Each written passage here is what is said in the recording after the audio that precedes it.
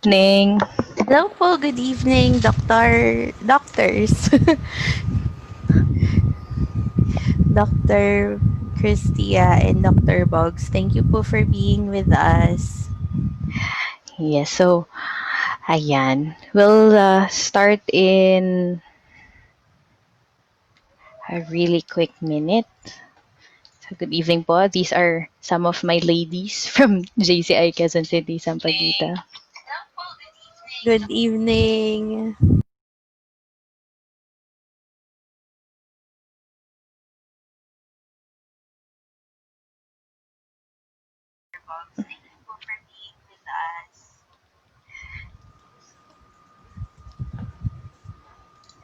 All right, so let's start. We are now live on Facebook. So good evening, everyone. Welcome to JCI Quezon City, Sampaguita's Got Heart awareness campaign entitled Femme First, P.A.P Talk. So it's a program on awareness and prevention of cervical cancer. I am your moderator for tonight. My name is Jamie. I'm the 2021 local organization president of JCI Quezon City, Sampaguita. So to start with, let us please all rise or stand in attention as we sing our Philippine national anthem.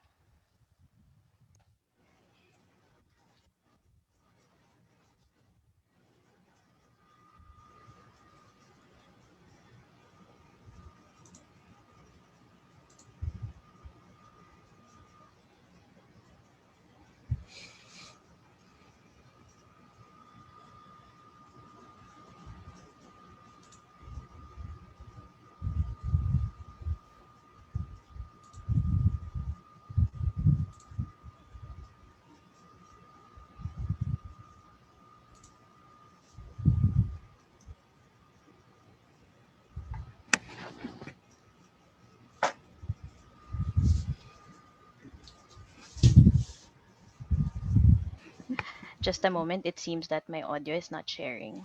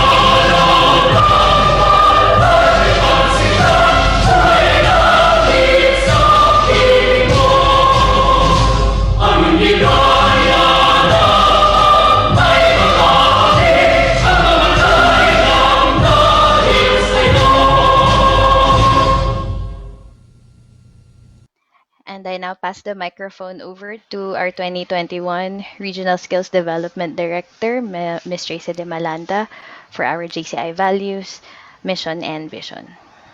Good evening, everyone. Let us all recite the JCI values, mission, and vision in unison and with conviction. JCI values. We believe that faith in God gives meaning and purpose to human life, that the brotherhood of man transcends the sovereignty of nations, that economic justice can best be won by free men through free enterprise, that government should be of laws rather than of men, that Earth's great treasure lies in human personality, and that service to humanity is the best work of life. JCI mission to provide development opportunities that empower young people to create positive change. JCI vision to be the leading global network of young active citizens. All right, so thank you very much for that, RSDD Tracy, and good evening once again, ladies and gentlemen, and welcome to tonight's talk on cervical cancer awareness. Now, we were very blessed, or we are very blessed, to be able to share this night with two really wonderful doctors who would provide us with their insights about cervical cancer. Now, to start with, our first speaker is a very brilliant woman. She is the president um, last year of Philippine Obstetrical Society, or POGS. She is also the Congress President of Asia Oceania Federation of Obstetrics and Gynecology, Congress 2019 in Manila, and country representative also of the Asia Oceania Federation of Obstetrics and Gynecology. She is also a faculty and staff of the Department of Obstetrics and Gynecology in the University of the East, Ramon Magsaysay Memorial Medical Center. She is also the chairman of the Manila Declaration of AOFOG, or the Asia Oceania Federation of Obstetrics and Gynecology, on cervical cancer elimination. She's also just in faculty of the OB-GYN section of UERMMC. She's also the City Health Officer of Navotas Health Department, the Chief of Hospital of the Navotas City Hospital. She's an active staff of the Department of OB-GYN and Capital Medical Center, a PMA awardee of Dr. Jose P. Rizal Awards of Distinction for Government Service in 2019.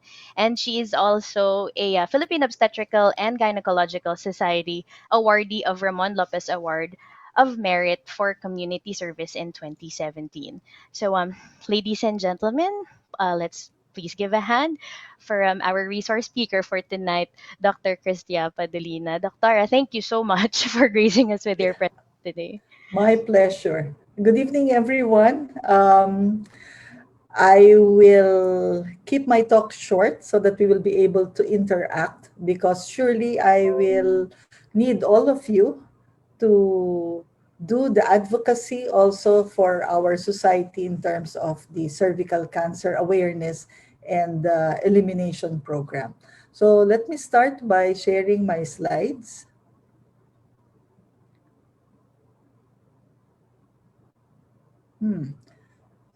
Kindly hold on and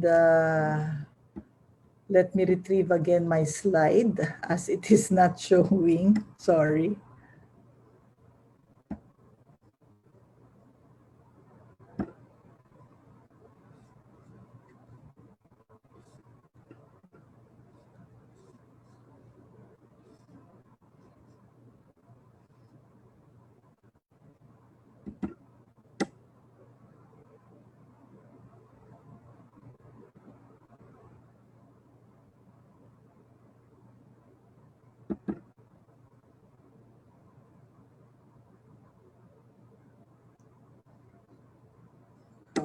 Okay.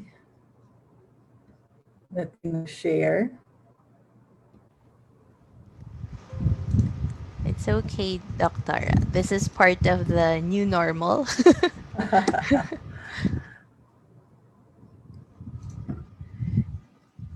Okay, so share.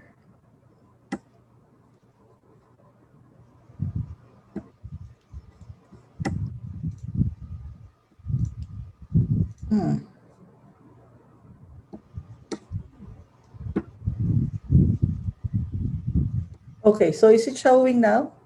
Yes, Doctor. We can see it. Okay, great. Okay, so I just picked out the best vignettes of learning. So these are the must know for cervical cancer. Please take note that it is the second most common cancer in women.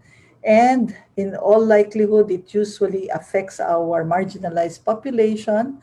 The low and middle income countries are the ones that are carrying the brunt for this problem.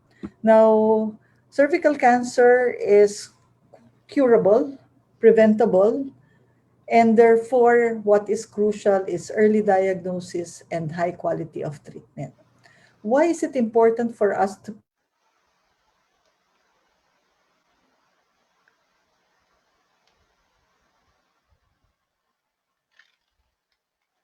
pick them up as the highest admissions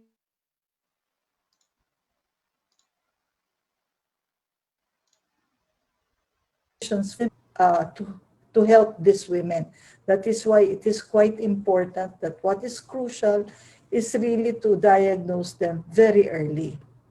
So every year, one would be able to showcase that there are about 300,000 women who die from cervical cancer. Globally and locally, the incidence is quite high. So please take note that in with presented with this data, it is quite important for us to realize really that we should be, since this is preventable, this is curable, we should do our part in terms of advocacy so that we are able to inform the general public that this is entirely curable, and that as long as we are able to empower them to do what is needed for diagnosis and management, then we will be able to help them. Most of those that are affected are in the reproductive age group and therefore part of our socioeconomic workforce. And of course, since they also have children, if we are able to prevent deaths secondary to cervical cancer, then therefore we are also able to prevent families who would be losing mothers, wives, and grandmothers for that matter. So the current situation is that we get them usually in the late stage. We also looking at the environmental survey of these cases, there is also either a lack of access or women simply do not have the right attitude towards these kinds of examination. So how do we where when we say cervical cancer, what does it mean? It means that the cervix is a part of the uterus, but that is the one that is the most accessible from the vagina. So if you would be able to take a look at the picture that I posted on the right side of the screen, one would be able to appreciate a lip appearance when one undertakes a speculum examination. And this is especially why cervical cancer is closely associated to women who have partners that carry the virus, the human papilloma virus. So please take note that this view is accessible when we do pap smear on patients, and it is quite important to educate them that doing pap smears are not painful because sometimes that stops them from seeking health care. So this is just a graphical representation on how the cancer cells eats up the normal cells. So from the left side going to the right side, this is essentially how the cancer cells progresses and eats up the lip or the cervical part before it goes up and metastasize to the rest of the uterus, which is the part which carries the baby during pregnancy.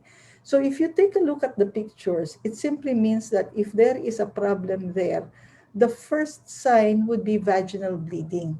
Sometimes, or more often than not, vaginal bleeding that occurs immediately or in relation to sexual contact because of the uh, pressure that is uh, inherent during the sexual act itself. So let's take a look at the risk factors, because when we realize this one would be able to appreciate why it is quite important that there should be early diagnosis. Okay. So one of those is the HPV infection. I know that JCI has very young membership. Okay. But the HPV infection and its relation to the discovery of the vaccine was, if I remember right, 15 years ago. This was awarded a the most prized award for medical research simply because they were able to isolate the cause. And because they were able to isolate the cause of cervical cancer, it has now become preventable and treatable. So other risk factors would be the following.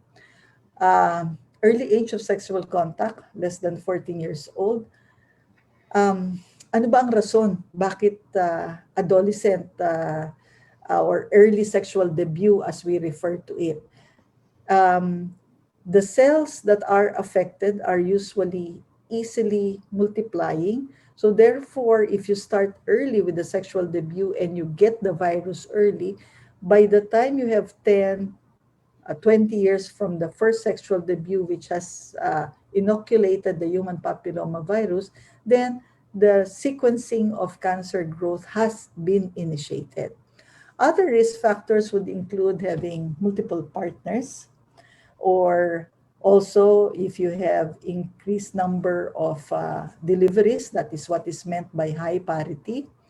Early age of first term delivery, since we also have a social problem of adolescent pregnancy, wherein before the age of 20, women have been pregnant and delivered already to 3 children, then reality-wise, this is quite a reality check in terms of a risk factor for cervical cancer. Smoking is also considered to be one of the risk factors, and others would be in terms of other carcinomas near the cervix, which is the vagina and the vulva. Um, Male circumcision somehow reduces the risk. The reason being that uh, usually the human papilloma virus stays on the uncircumcised male genitalia. That is why it is placed here as one of the factors that might reduce the risk. Okay, so what are the signs and symptoms that would alert the woman that something is amiss, something is wrong, and one should be able to source out or take a look at whether this patient is suffering from cervical cancer? Unang-una, abnormal vaginal bleeding. So anything that is not in sync with the usual menstrual pattern, either in between, post menses, one should consider this. Others would be odorous discharge. Usually, tawag namin dito malansang amoy. The others would be especially in far advanced carcinomas, leg pain, back pain, and because of the close proximity of the female reproductive tract sa kidneys, somehow meron ding effect insofar as urination is concerned. So others would be swollen leg, fatigue, loss of appetite, which are usually seen in the latter stages of cervical cancer. But the number one thing that one should be able to take note is abnormal vaginal bleeding, or usually bleeding immediately after sexual contact. So how do we diagnose? I think this is the beauty of the cervical cancer. It is the the it is easily diagnosed. We could easily diagnose it. And number two, with the right mindset, we will be able to eliminate it. So one of the screening tool that we use is what is referred to as pap smear. Pap smear is named after one of the pioneer doctors in the States, Papa Nicolau. And basically what means is pap smear is, if you take a look at the picture that I attach on the right side, one would be able to put in a small cytobrush after accessing it with the speculum around the cervix. One should be able to touch it with the cytobrush. The exfoliated cells are now sent to the laboratory, and it will be able to tell us if there are exfoliated malignant cells that would trigger us to do biopsies and even surgeries once proven that really there is carcinoma on the cervix. The other way of doing it are those that I mentioned here, the punch biopsy, if we have zeroed in on the particular site of the cervix, and endocervical curettage if we are not sure where the carcinoma is, and we still also need to access the inner portion of the uterus. The other one here is a blood examination, which we refer to as HPV testing. Okay. So, madali lang yan. Lahat outpatient. Hindi kailangan i-confine. Kaya nga binabanggit namin sa mga pasyente namin, this is just an office procedure, but of course the pandemic posed some challenges insofar as this diagnostic exam is concerned. So how do we prevent? We are proposing that women usually regularly have checkups with the obstetrician gynecologist. And during these regular checkups, we would be able to do history, physical examination, and we would also be able to do the cervical cancer screening through the pap smear. This routine should be done at least every year. And because of the ultrasound examination too, we are able to match the two for partner. But more importantly, for diagnosing or for screening for cervical cancer, one should be able to do pap smears. Okay? So part of the prevention is, which I need to highlight, is of course, we need to take care of our children. We need to teach them that as much as possible, there should really be a delay of the first intercourse. Women or young girls should be able to say no to the first sexual contact simply because the maturity is not yet there. Secondly, this will predispose her to infections and also to cervical cancer. The use of condoms should also be emphasized pagka hindi napigilan. Okay? Simply because if there is no, um, because this is a transmission of the human papilloma virus, that is why condom is also a part of the prevention. Okay? And of course, let me highlight and emphasize that there should be a specific drive to heighten vaccination. As I've said, 15 taon na, 20 taon na kami nagkukumbinsi magbakuna. But if we take a look at the population of women and girls, the percentage na nabakunahan is just 5% for something that is highly preventable. Okay? So, siguro kailangan ko i-translate ano ba yung human papilloma virus. The papilloma virus na tinatawag natin is roughly translated sa Tagalog or sa Filipino parlance as kulugo. Pero itong kulugo na to, this human papilloma virus is specific. Meron po itong parang genetic coding na tinitingnan natin. And it's extremely notorious for causing cervical cancer. So, what do we do? These are generally the guidelines that are being proposed. Sa halip na mag-treat, which is more expensive, mas mahirap din for the patient, mas maganda that at age 11 to 12, the girls already receive their HPV vaccine, which is a 3 shots over the next 6 months for her to attain quote-unquote immunity for this one. So it's a sequence shot that has to be taken. So it is most effective if it is provided for girls aged between 11 to 12. But one of the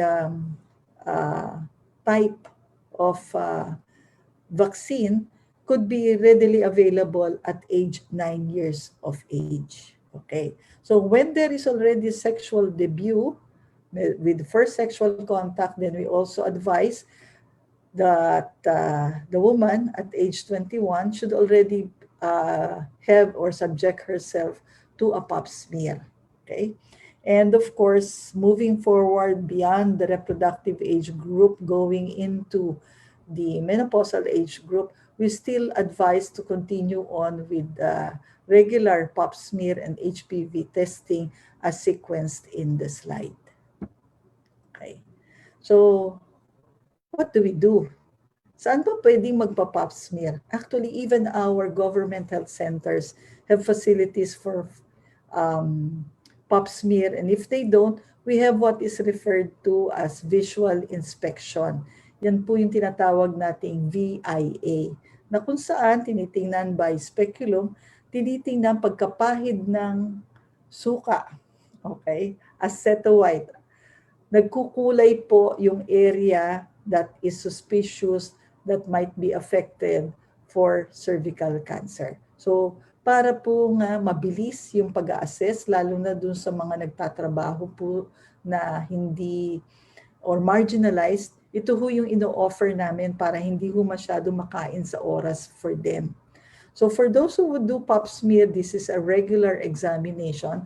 If suspicious, we go to the next level of testing, and that is what is referred to as colposcopy.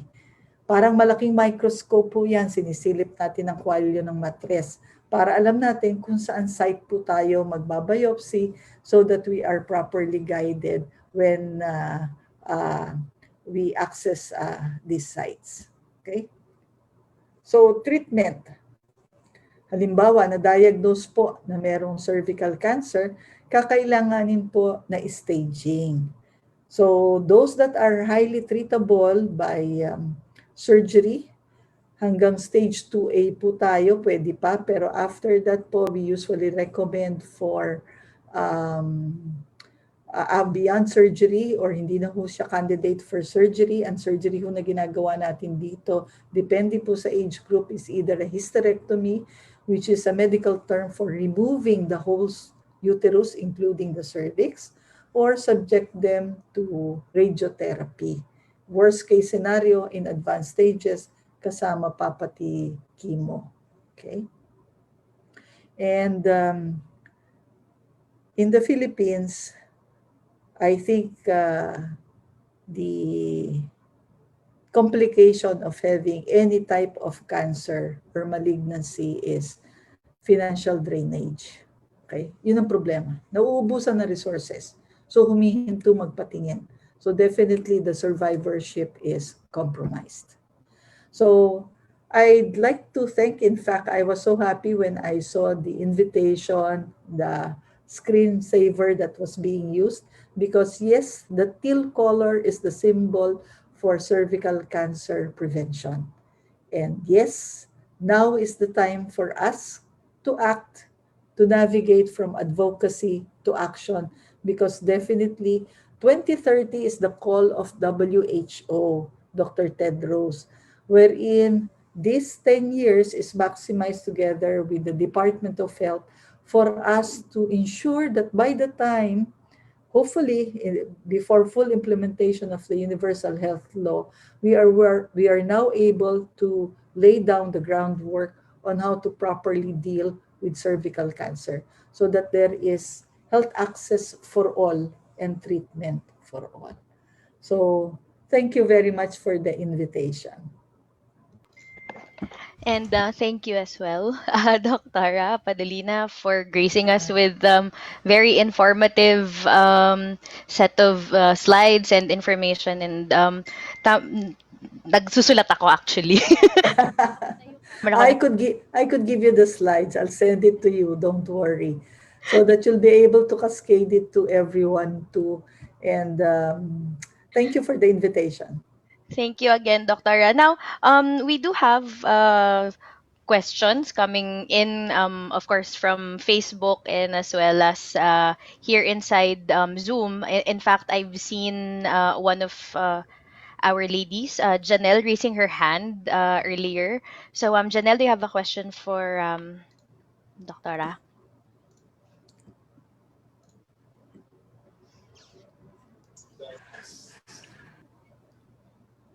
Janelle, are you there?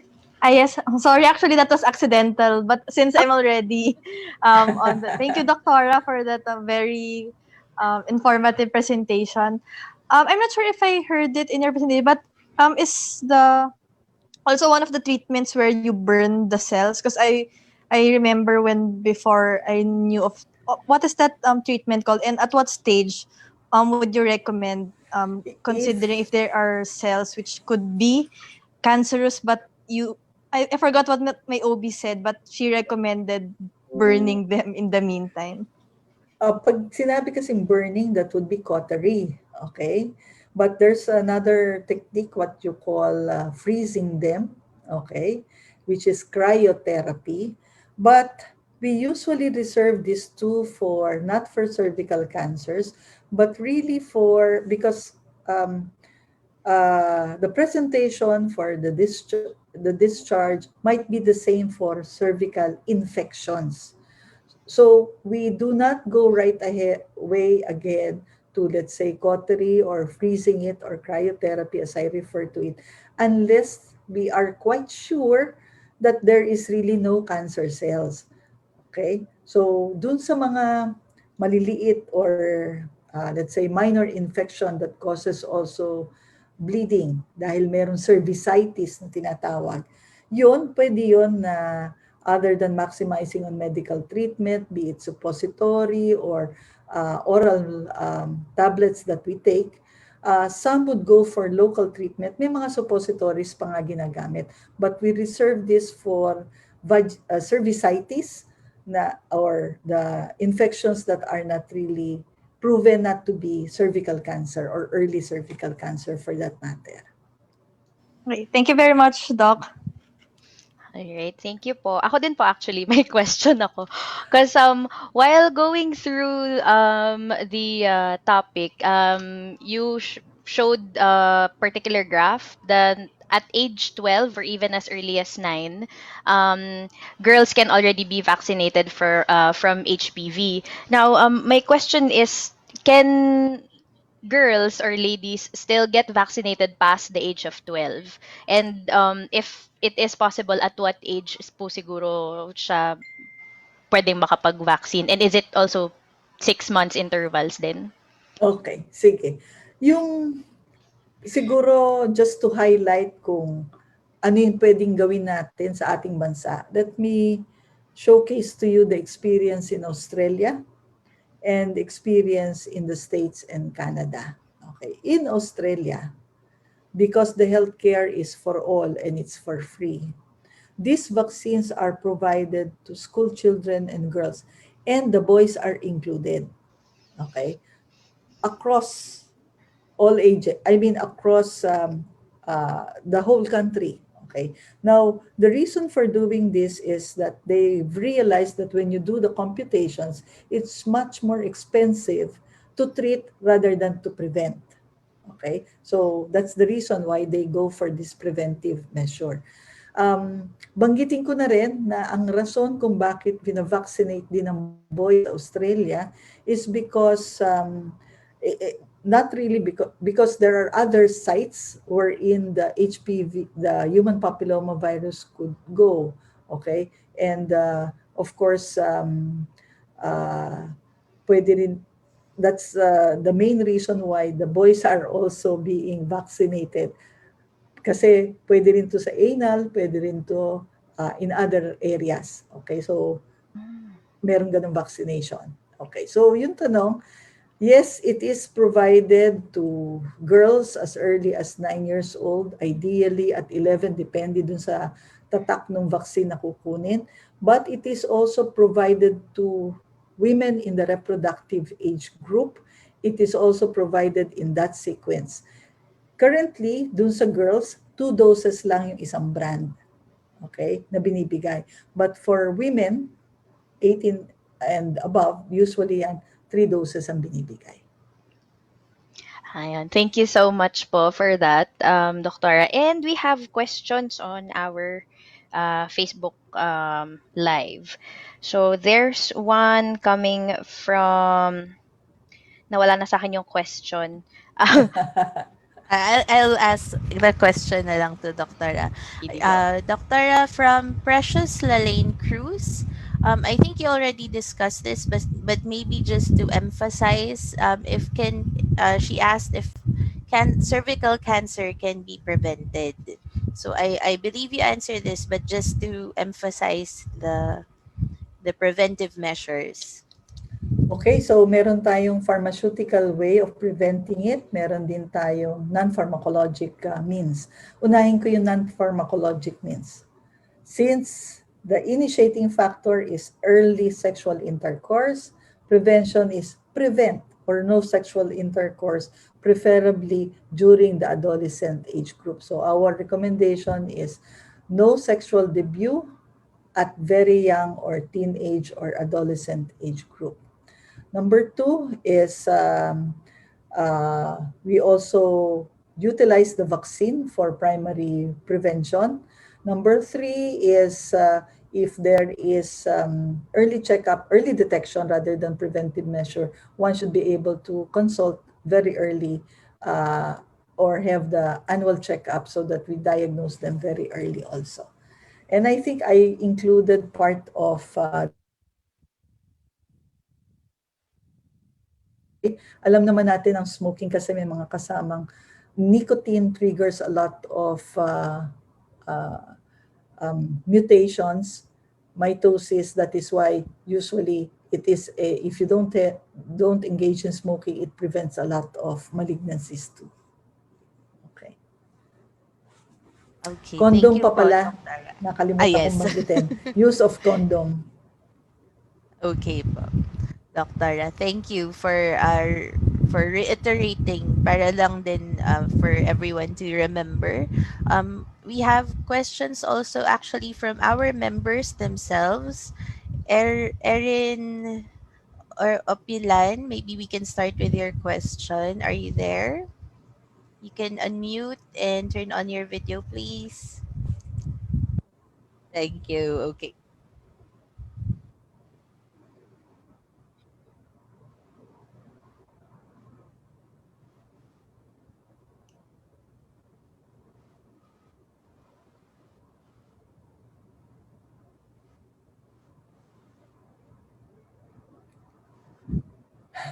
Okay, you usually initiate pap smears as soon as you start sexual intercourse.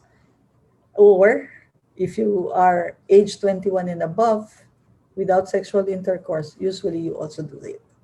Okay, we just use the smallest instrument possible so that it is not painful for you. Mm. Thank you. Okay, just to add on siguro, Doctora, why is there like, if during the APE, like she said, kasi also for us, usually parang 35 years old and up yata. So why do they recommend that age during the APEs and not younger than that? Baka ang sagot economics or Ah, financial, hindi dahil clinical. okay. Okay. Okay Because po. surely, kung ang aim na, uh, I think this is something that needs to be appreciated. The If there is early sexual debut, and if you project forward, the earliest age, I mean, statistics may vary, but review of literature, you could have cervical cancer at any age, even before 35. So bakit hihintayin pa yung age 35? Okay. Sige. That is noted, Doctora. Thank you. Thank you. I hope, Erin, that answered your question. We have another Erin in our group, Erin with an I. Erin, are you there? Yes, I'm here. So, my question was po, I've already had the vaccine and I learned about it after I got pregnant. So, at a private hospital, that's where I got it. I was wondering lang if there were like options for like the majority of people, like is it available at centers or where would they be looking into this? Okay. The drive of the society is also to promote mass vaccination or mass uptake by the general community. Unfortunately, the government has not made it available. I mean, available for free or for uh, not like measles or mumps vaccine, whatever. This comes with a cost. Okay, that is why we are currently lobbying with PhilHealth to make this readily available for everyone. Right now, if you're talking about public schools or whether it's available, there is a program wherein DepEd has uh, these doses of vaccine available, but only for the LGUs that said, yes, we will take this. Unfortunately, when we were having the drive to take up this kind of vaccine, pumasok kasi Dengvac siya. So the vaccine confidence plummeted, and we're right now going into webinars, lectures in order to encourage them. And that's the same problem that we will be facing when we have the COVID vaccination program. Okay, but they're totally different, and I will still maintain that if the issue was handled right, we're still on the right direction with vaccines. Thank you po. That was really helpful. Thank you, Doctora. And we have other questions also from Facebook Live from Casey Karaig. She asked, despite having a vaccine, if someone still had a high risk HPV strain found through HPV testing, how likely is it that this will turn into cervical cancer? Okay.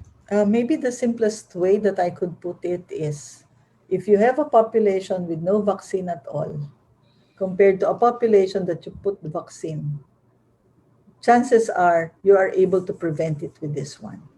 Okay? So, if high risk yung pasyente, other than having the injection, there is it doesn't mean that you stop seeing your obstetrician gynecologist. In fact, it's all the more reason that you should be seeing your obstetrician gynecologist so that you get to be monitored all throughout.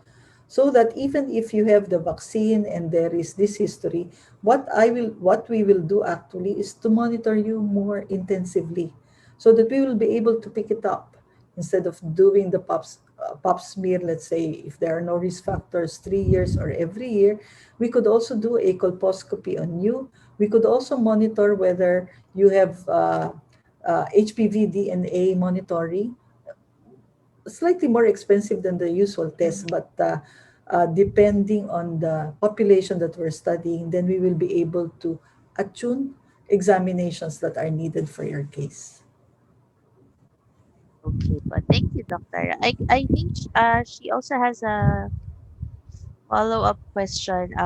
She asked if one has a high-risk HPV strain in her body, would it be important to visit a oncologist, or any gynecologist would be okay to visit? Just, I guess, just to be sure. Okay, a gyne-oncologist is a general gynecologist who took extra 4 years because they are specializing in carcinoma or malignancy in women. For us, like me, my specialty is different. It's not oncology. My specialty would be on ultrasound examination. If on the general note we are able to screen them and see it fit that a referral to a gynecologic oncologist is needed, then we do refer. So it's just like you have a tier of or leveling of healthcare so that you are able to ensure that they are matched with the right doctor. Unfortunately, the number of gynecologic oncologists all over the country is less than 10% of the member population of the gynecologist. But if you are in Manila, surely your big tertiary care hospitals would have gynecologic oncologists on board. Thank you All po, right. Doctor. Okay, thank you so much for that. And we have one last question, and it's also on Facebook from Mimi Lebindao. So her question would be, I was supposed to get a vaccine. However, I was not given the vaccine because I wrote in the form that I had an allergic reaction to aspirin. I was just told that the vaccine may have similar chemical components with aspirin. Are there vaccines I can get that won't cause any allergic reactions? Okay, let me utilize the time already for um, counseling also, because I think most of these questions would also come in with the COVID-19 vaccination program. all of the vaccines would have um, your premise for vaccine is, except uh, all cervical cancer, the HPV vaccine I was referring to, okay, they use a certain substrate which is protein. So you don't have allergies to what is being asked during history taking is if you have allergies, because there might be allergies to the protein. What we usually do is if the patient tells us that they have allergies, we take precautions, okay, which means that instead of just putting the injections and discharging the patient, we ensure that we have what it takes for to avert the adverse drug reaction. So there's an observation period. We do not discharge her away from our clinic. There is an observation period for 30 minutes to 1 hour so that we will be able to observe her. Okay? The usual effect of any vaccine actually, masakit, mapula, walang lagnat sa HPV vaccine, yun lang, or nangangalay kasi siyempre may injection. Pag sinabi mong may allergies, usually namumula, hindi dito sa injection site pero dito, pag nakita yon, usually nagbibigay na kami ng gamot pang anti-allergy because we do not want the extreme side, yung nahihirapan huminga. Okay? But we do not defer giving the vaccine pag sinabing simple allergic reaction. We defer it kung ang sinasabi is allergic reaction ng to the max, anaphylactic shock, yon. Pero yung simple allergy, let's say to egg or something, we still give the vaccine. Okay, thank you very much po. So I'm thinking that's all the questions that we have for the topic, the first topic that we have. So thank you again, Doctora. Virtual round of applause coming from all of us. And of course, to end your session, we would like to give you a certificate of recognition. Dali, share ko. Naka-share na ba, guys? Yes, yes. There. So this is to recognize Christia Padolina, MD, FPOGS, FPSUOG, for her insightful talk on cervical cancer, early detection, and ways to reduce risk. Given this 22nd day of January 2021 via Zoom online, signed by yours truly, Jermaine Rosales, 2021 Local Organization President, and Riza Arena Medalla, 2021 Local Organization Secretary. So thank you so much po again, Doctora, for your time. I really Thank appreciate you.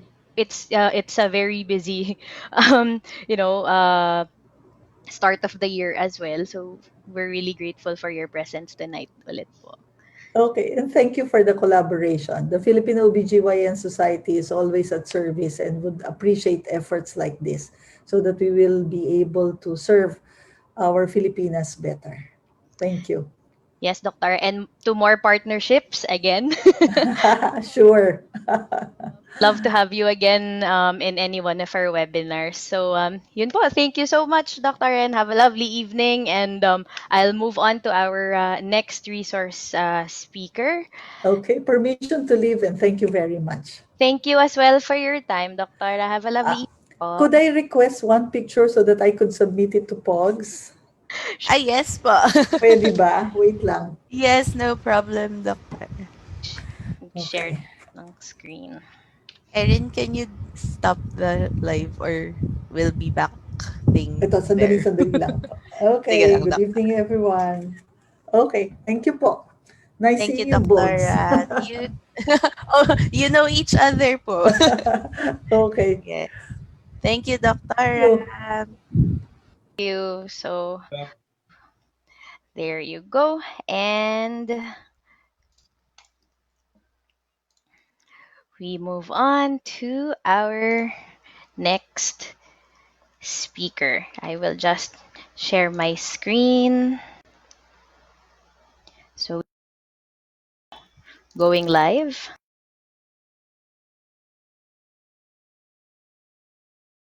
Speaker was a blessing in disguise. So he is actually he's a graduate of Doctor of Medicine at FEU NRMF. And he is also a radiation oncology doctor by profession. He is also a Rotary past president of the Rotary Club of Manila South, and also the founder and proponent of a telemedicine app called CerviQ. So, without further ado, kindly give a warm virtual welcome to Dr. Bogs Rivera. Hi everyone.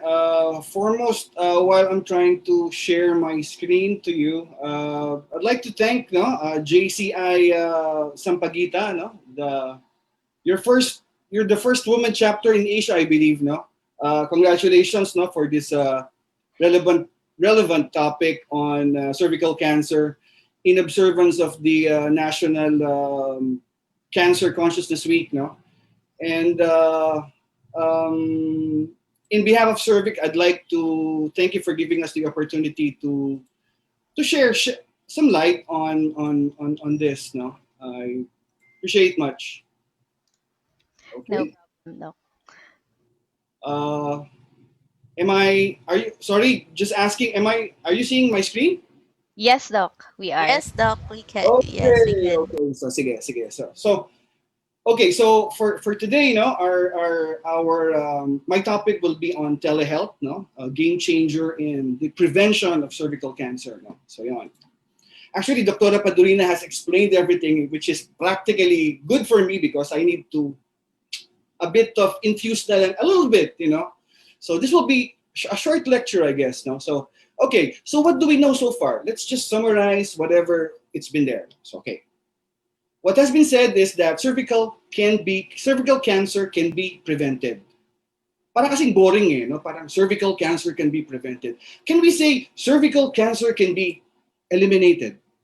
Diba? Medyo mas exciting ng konti, no? Okay. And then she also pointed out that prevention can be given through primary means, which is the vaccine, no? So, meaning primary prevention, ibig sabihin, para hindi mo makuha yung sakit. No? So that's primary prevention. That's through the vaccine. And then you have the secondary prevention, which is pag nakuha mo na para hindi ka lumala at hindi ka mamatay. No? That's the secondary prevention. And that is through the cervical cancer screening. No? And that, what else do we know? We know that we all have the tools. Diba? Sabi niya, we all have the tools to prevent this disease. Question, why is it up to this time, cervical cancer remains high in the country? No? So, mapapaisip ka no? So in my next slide, no, we will try to identify, what are the barriers ba? No? What are the barriers that prevent us from attaining this cervical cancer elimination? And like you're you're an organization, and like us, Rotary, we're also a civic organization. How we together can formulate, some action to make a cervical cancer-free Philippines. Di ba mas maganda? Okay.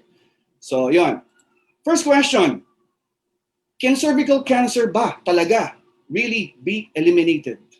Kasi there's a difference between when you say prevented than to eliminate, di ba? Okay, prevented. Sexually transmitted disease was opened up earlier. Okay, for me to not be able to get STD or STI, then alam ko na yung gagawin ko. All those things that Doctora said. But if I don't do that, will STI be eliminated? Those are No. two different things. So now, question, can cervical cancer be eliminated? Tough question, right? Pero why don't we feature you a video of Dr. Tidros, no? He's the Director General of WHO, no? This was taken during the global strategy to eliminate cervical cancer, no? Let's find out what he's want to convey.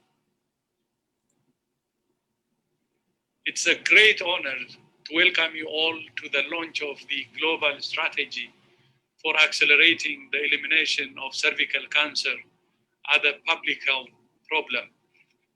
Listening to the moving testimonies of women who have survived cervical cancer is a sobering reminder of the devastating effects of this disease. I would like to thank these brave and strong women for sharing their journeys with us. Your courage and resilience are an inspiration and highlight why the elimination of cervical cancer is so important. And yet, we know that for every survivor, there are many other women who are not here to tell their stories.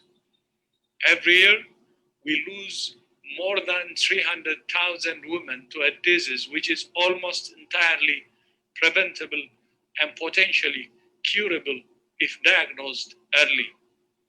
We have the tools to make cervical cancer history.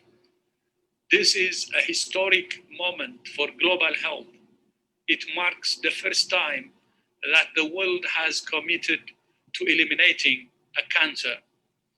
The WHO strategy to eliminate cervical cancer recognized that we need to join hands across borders, sectors, and economic divides to improve the lives of millions of women and girls around the world. We know that while many countries have the resources and tools to prevent and control cervical cancer, there are marginalized communities with limited or no access to health services. It is our responsibility to continue to advocate for access to high quality health services for all, regardless of where they live. The world has the knowledge and the tools to stop the spread of this killer disease. But this can only be achieved through political commitment, sustainable public-private partnerships, committed healthcare providers, and caring communities. And we must remember that effective services to prevent and treat cervical cancer can only be delivered by strong health systems built on the foundation of primary health care as part of every country's journey towards universal health coverage.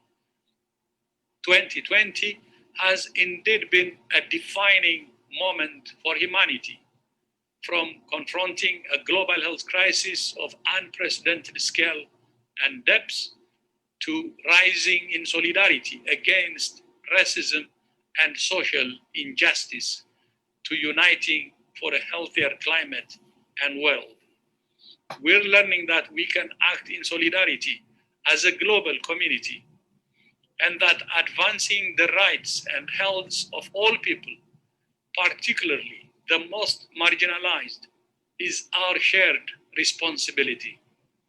With the same urgency, determination, and solidarity, we can create a future free of cervical cancer and a healthier, safer, fairer world for all of us. I thank you.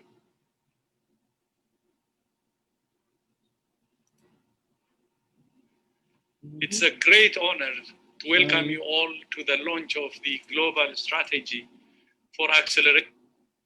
Okay, so let's just read on what he said. No, he said every year we lose more than 300,000 women to a disease which is almost entirely preventable and potentially curable if diagnosed early.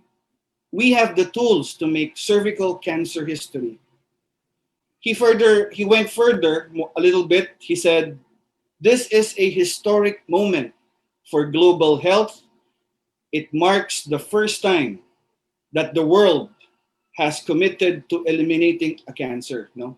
When he said it marks the first time the world has committed, the Philippines is likewise involved in that commitment. No? So just wanted to say, no, that's the Philippines and 193 countries. No?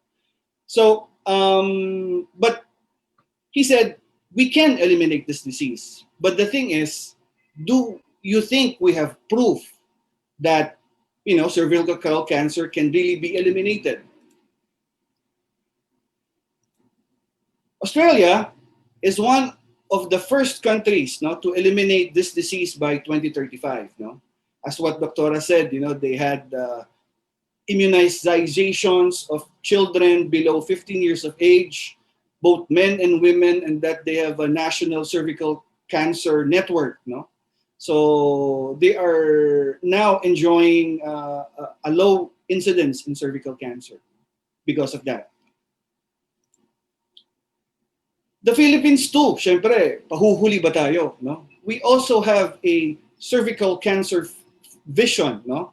To become cervical cancer free Philippines by 2040, no?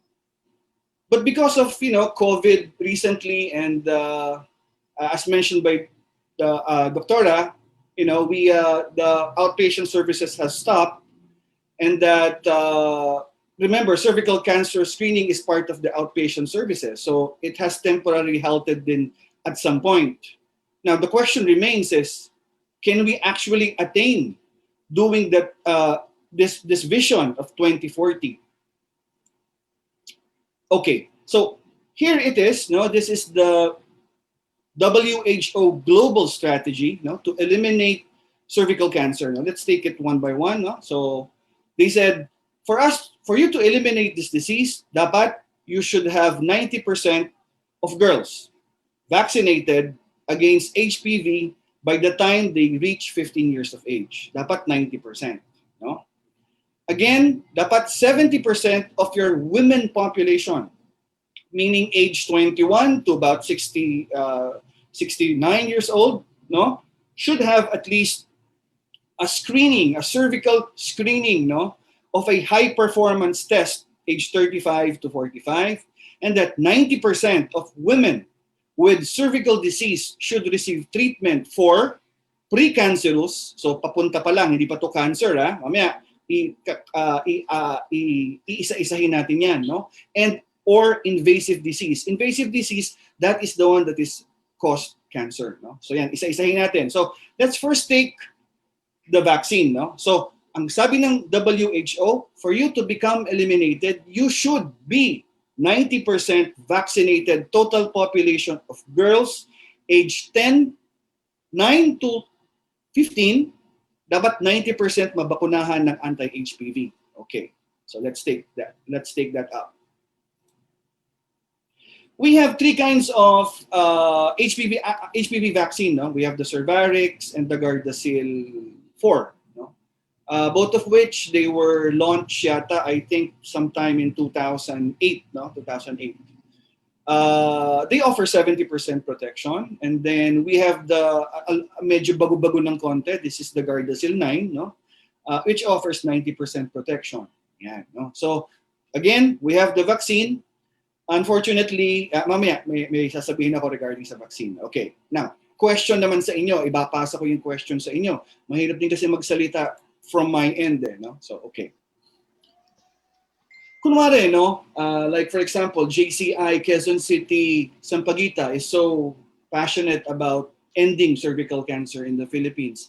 And they have this billions of pesos, no? So they spent those billions of pesos that JCI Sampaguita had, no? In purchasing immunization, and that you were able to vaccinate 90% of women population aged 9 to 14. Here is the question.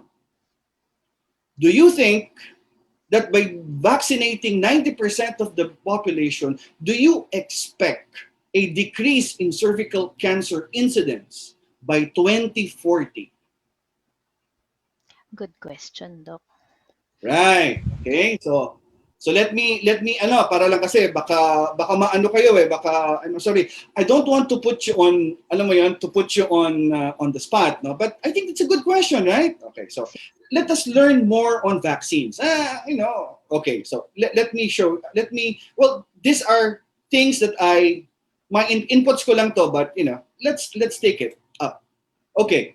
So remember, vaccines are not immediate, no? The effect of vaccines are not immediate. Even if there is a computer program, yan. It's a computer modeling program wherein that was actually in a study that was derived by WHO, and they put it into their modeling program that when you vaccinate 90% of the entire population of women aged 9 to 15, ang sinasabi nila, it takes 40 to 82 years, no, bago you can see a decline in the cervical cancer incidence, no? So 2040 using vaccine, I don't think so, no? I don't think we can achieve that by using vaccine alone.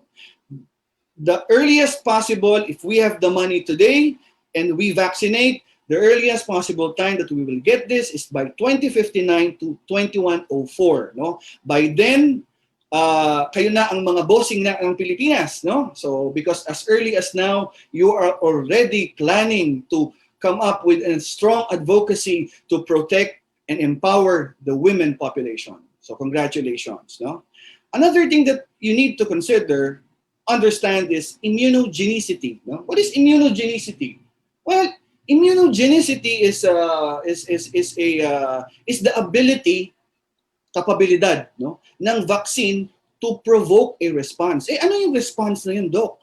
The response is para hindi kayo magkaroon ng HPV and then para hindi kayo magka-cervical cancer, di ba? Ngayon, ano ba yung mga datos? Ang datos, ang sinasabi ng datos is hindi pa sigurado yan, no? Hindi ko sinasabing hindi sigurado yan. Hindi pa lifelong immunity yan, no? Kung nagpa-inject ka ngayon, for the 14 years, protektado ka. But the 15 years, I do not know. Doc, where are you coming? Where is your data coming from? Well, it's basic, no? Itong mga ito started in 2006. No, itong mga vaccines na to, the earliest vaccines were, I believe, Gardasil, and then came Cervarix, no? And then later on, medyo 20-something na, no, was the Cervarix 9, no? According to Gardasil 4, no, pag in-inject ka ngayon, which was in 2006, they were able to show that there is still protection, immunoprotection from HPV this to last year, which is 2020. So protektado ka for the next 20 years, no? For the next 14 years. Pero after that, I do not know. And practically, that is the reason. Magtatanong ka, bakit itong bakuna na to, merong booster? Kasi yung hindi siya lifelong immunity. Yung immunity mo falls at a certain point, and the reason why you give a booster is because you need another dose to increase again that immunity to continue your protection. Pero so far, vaccines are good, I'm telling you. But there is no proof of a lifelong protection from these vaccines. So yun lang, okay? So just some things that I think you should know. No? Yeah. Number 3, no? Age. We talked about it earlier. Sabi ni Doktora, ideally, it should be 9 to 15. Sabi pa nga niya, so somewhere about 10 to 12. Why is that so? Remember, these are bakuna, no? These are immunoresponse, no? So yung habol mo, immunoresponse, no? So at that period of time between 9 to 15, that's the time na malakas ang immune response mo. Mali. That's the time na malakas ang immune response mo, mabilis mag-develop. Kung binigyan mo yung isang 14 years of age ng bakuna, laban mo dun sa isang 45 years of age na binigyan mo ng bakuna, pupusta ako doon sa 14. Itong 14, malamang ito epektibo to after 14 years. Yung 45, I don't think so. Because hindi na ganun kaganda yung kanyang immune system, no? Pangalawa, sabi ni Doktora, sexual intercourse, which is practically true. These are HPV, no? Kung may HPV ka na, binigyan ka ng anti-HPV, it's practically useless. So, you should give this at a time na dapat hanggat maaari wala pang sexual intercourse, no? Yun. Okay? So ganon, no? And but then again, there are indications kung wala pa namang sexual intercourse after age 26, no? Maybe you can get Cervarix and Gardasil 4, it can be given up to age 26 years of age. Gardasil 9 can be given 45 years of age, no? So yun. Okay. What else? What do we know? What do we need to know about vaccine? Yan. Another thing, kakasabi din ni Doktora, vaccine scare or vaccine, HPV vaccine hesitancy. No? Ito yung mga na-share niyo sa Viber. I'm sure nakakuha kayo nito. Ininjekan daw ng COVID vaccine. Okay? Ang ininject daw ay Sinovac. No? Nangisay-ngisay yung pasyente. Pagkatayo, nag-Chinese na. Pero Tagalog originally yung pasyente. I mean, I do understand these are jokes. But during those times, no, if you go back way back 2011 and 2012, there were scares in Japan, there were scares in European countries na mismong yung mother nagsasabi na bakit na ganito yung anak niya, and then they blame it out on vaccines. But of course, there are organizations that look into the safety of vaccines, and relatively, they were saying there is no connection between that disease and the vaccine. But then again, because of social media, diba? Hindi yan katulad ng mga panahon namin, way back 1970s, merong news blackout. Ngayon, wala nang blackout because once you put it on social media, in a few seconds, it's out there. Everybody's liking your page. That's the problem. That's one barrier also of trying to conduct massive vaccine. No? Okay, what else? Oh, this is very important. The cost, no? Like I said, you have billions of pesos, but how much do you think you would need, no? Let's try to compute, no? In the Philippines, the Philippine population between age 10 to 14 is about 5.187 million Filipinos, no?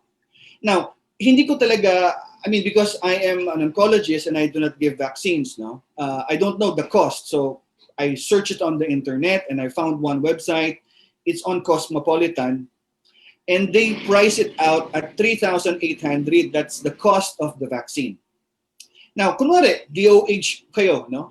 But because you have the money, most likely manufacturers will give it to you at a lower cost, no? Let's assume 1/3 of the discount. Now, you're given 2/3 of a discount. You're only going to pay 1/3 of 3,800, no? Which is 1,266 pesos per dose. That's per dose. Now, kung ibibigyan ka ng between 9 to 14, again, ang recommendation pa iba-iba. Doon sa nabasa ko, ang recommendation, if you're given 9 to 14, you only need 2 doses.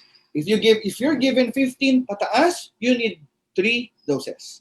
Okay, para mura, para makatipid, para cost effective. Okay? So, bigyan kita kunwari ng 2 doses. Okay. How much money do you think you would need? 13.2 billion pesos. We have spent already 70, 80 billion for COVID-19 vaccines. Do you think can government actually purchase this for everybody? No? So ano magagawa natin doon? Maybe siguro yung mga taong may pera naman, probably you can buy on your own. Probably, no? Or you can encourage people to buy it on their own, no? But then again, may problema yon, no? I will put that later, no? Now, this is another thing, no? Akala ng mga ibang tao na pag nabakunahan sila, it offers 100% protection. No, it does not. It only offers 70% kung ang kukunin mo ay Cervarix o kaya Gardasil 4. It offers 90% protection kung ang kukunin mo ay Gardasil 9. Okay. So walang 100%. Wala pang vaccine ngayon that covers all 30 to 40 HPV high-risk types. Yeah. And then lastly, I was able to attend yung November 17 last year, no, the WHO Global Strategy. No? So they said na right now, vaccine availability is very limited. Okay? Kung makakuha ka, swerte mo, salamat ako. It's going to be, the cost will be high. Typical demand and supply principle. No? So, when will the vaccine be regularized? When can you get in bulk? No? You can get in bulk by come 2024 pa. Okay? So that's it. So now we go now to another, we've talked about vaccine. Let's talk more on screening. No? Screening, okay. So ano bang sabi ng WHO? Sabi ng WHO, dapat daw 70% of women should be screened, no? With the high performance test by 35 to 45 years of age. I think, to me, no, what is important here is the word 70% of women population to get screened. Now, makikita mo dito, high performance, 35 to 45. Yes, that is cost effectiveness. Ano daw yung pinakamura na makukuha mo pa rin na yung outcome mo medyo maganda-ganda pa rin. That's the cost effectiveness. Ang sabi ng World Health Organization, to become cost effective, but because remember that's their scope, no? Ano yung pinaka cost effective na ipasa sa bansa, no? So ang pinaka cost effective is for them to have 70% to have HPV DNA testing and plus either Pap smear or VIA, no? At the age of 35 and another at the age of 45 years of age. Pero hindi yan dapat sa atin. If you really would want to save lives, and if you really would value your life, no, you should go an annual screening as prescribed by the Philippine OBGYN Society, and what was emphasized by our first speaker, of course, the immediate past president of Bogs, Dr. Christia Padolina. No? So yan. Okay. Now, cervical cancer screening. Oh, we have all this in our bag. No? We have VIA, sinabi niya yan kanina, no? Visual inspection with acetic acid. Ano ba yung VIA? Okay, paliwanag ko lang ulit para at least maintindihan. Okay, maglalagay ng speculum, pagkapasok ng speculum, kukuha ng sponge ng merong gasa na nakababad sa 3 to 5% acetic acid, no? Ano ba yung acetic acid? Well, practically it's suka, no? Ibababad mo doon yung cervix for about 1 minute and then tatanggalin mo and then you will observe, no? Observe mo visually. Ibig sabihin, mata lang ang gagamitin mo, makikita mo na yung resulta, no? Kung merong aceto white, no? Aceto white 'yon. And then may significance 'yon. Of course, that is being done. That is also being done, sabi nga ni Doktora, in areas na mga community, no? In the rural areas kadalasan that is being done. Of course, in the hospital, what is done is the Pap smear, no? Nga pala, baka mamaya maglagay kayo ng kahit anong suka. Hindi basta-basta, baka mamaya maglagay kayo ng pinakurat. Wag naman, no? Kasi pinakurat has what? Onions, garlic. Wag. Hindi. What is important doon sa VIA is the suka, ha? It's not to add condiments to that, no? So, just a matter of emphasizing. Okay. So for Pap smear naman is you're trying to get a speculum, a specimen, no? In the ectocervix, yung cervix sa labas, no? Nakikita mo yung picture, no? Parang ano yan, parang kumukuha yan, sabi naman ni doktora, hindi naman daw masakit yan, no? And then, they put it on a slide and then they pass it on to the pathologist, no? After 3 days or after 1 week, babalik ka, makukuha mo yung resulta. Unlike VIA, no? VIA immediately makikita mo na yung resulta, no? And then lastly, ito medyo expensive to, pangalan pa lang. HPV test, HPV DNA test, no? Parang COVID test din 'yan, no? So practically that checks whether you have HPV or not, no? Same thing as Pap smear, making collection of specimen, put it in a plastic tube and then you send it out, no? So 'yan medyo expensive ng konti. Okay. So my point lang here is we have all the tools, no? And yet, despite of all that, again, our incidence still remains high. So, balikan ko lang kayo. Ano again ang sabi ng WHO? 70% of women should undergo screening. Okay, now, here is the question, no? At sa tingin niyo, in your own opinion, no? What percentage of our Philippine women population had undergone screening? No? 20. Yan, no? And yes, I open my doors to you. Wala namang tama, wala namang mali. Ano lang, I just would like to get your opinion.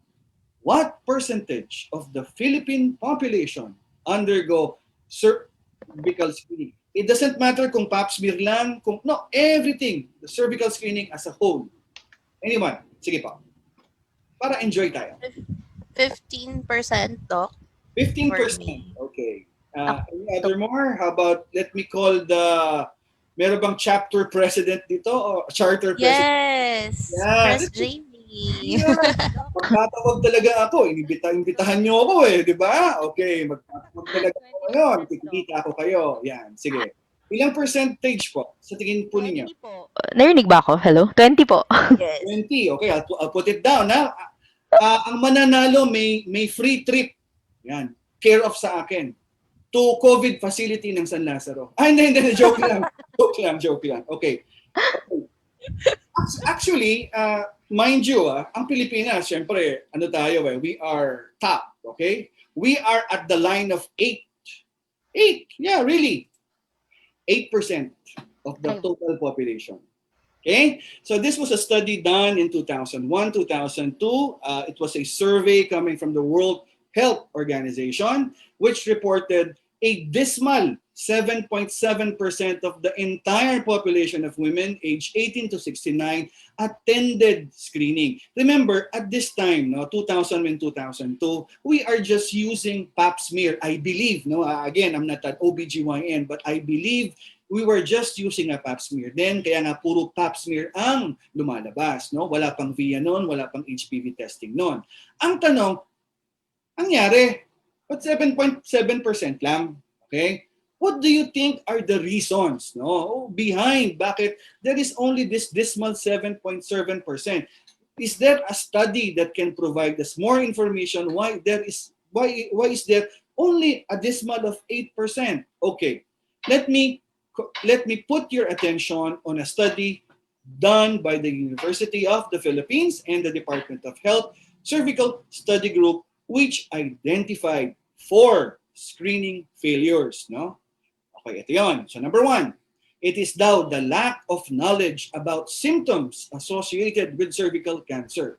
Ang tanong ko sa inyo, may simptomas ba? Okay. Ito pa ang tanong ko, dapat bang antayin ba ang simptomas o hindi? Okay. Let me just pause for a while. Okay. Let's proceed with number 2, the lack of awareness that cancer is curable. Curable ba talaga? I don't know. Let's find out later. Reason number 3, the lack of patient compliance with follow-up and treatment. Of course, that's natural. I wish we had an angel na nagsasabi sa atin, Huy, magpa-screening ka na. Naka 1 year na. Boss, magpa-screening ka. I wish there was something like that. Okay.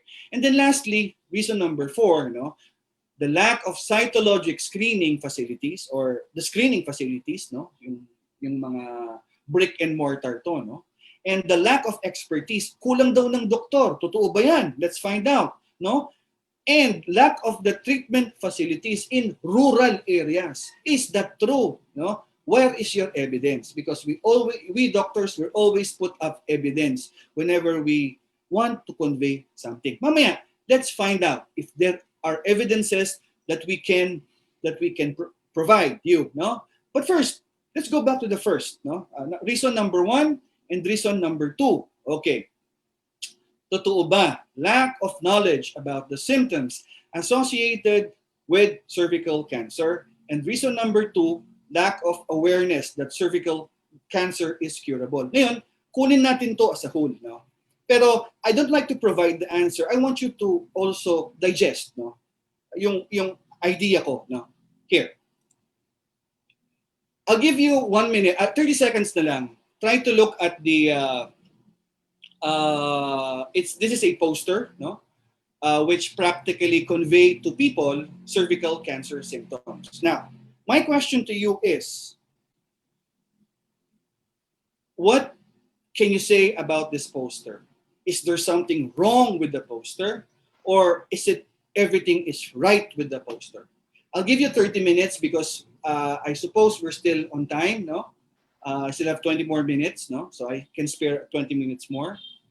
So don't worry. I won't, pagka wala, I'll try to proceed, don't worry.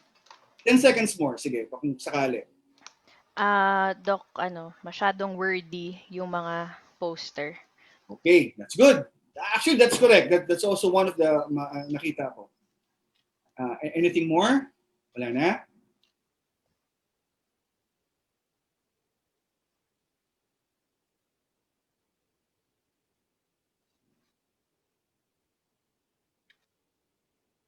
Yes, yes. Parang mahirap. Yeah. Actually, those were the initial things that I thought of, no. Pero looking it a little bit deeper, sabi ko, merong mali talaga dito eh. And here is my piece, no. Again, this is just my opinion, no. The posters are very informative. No doubt about that.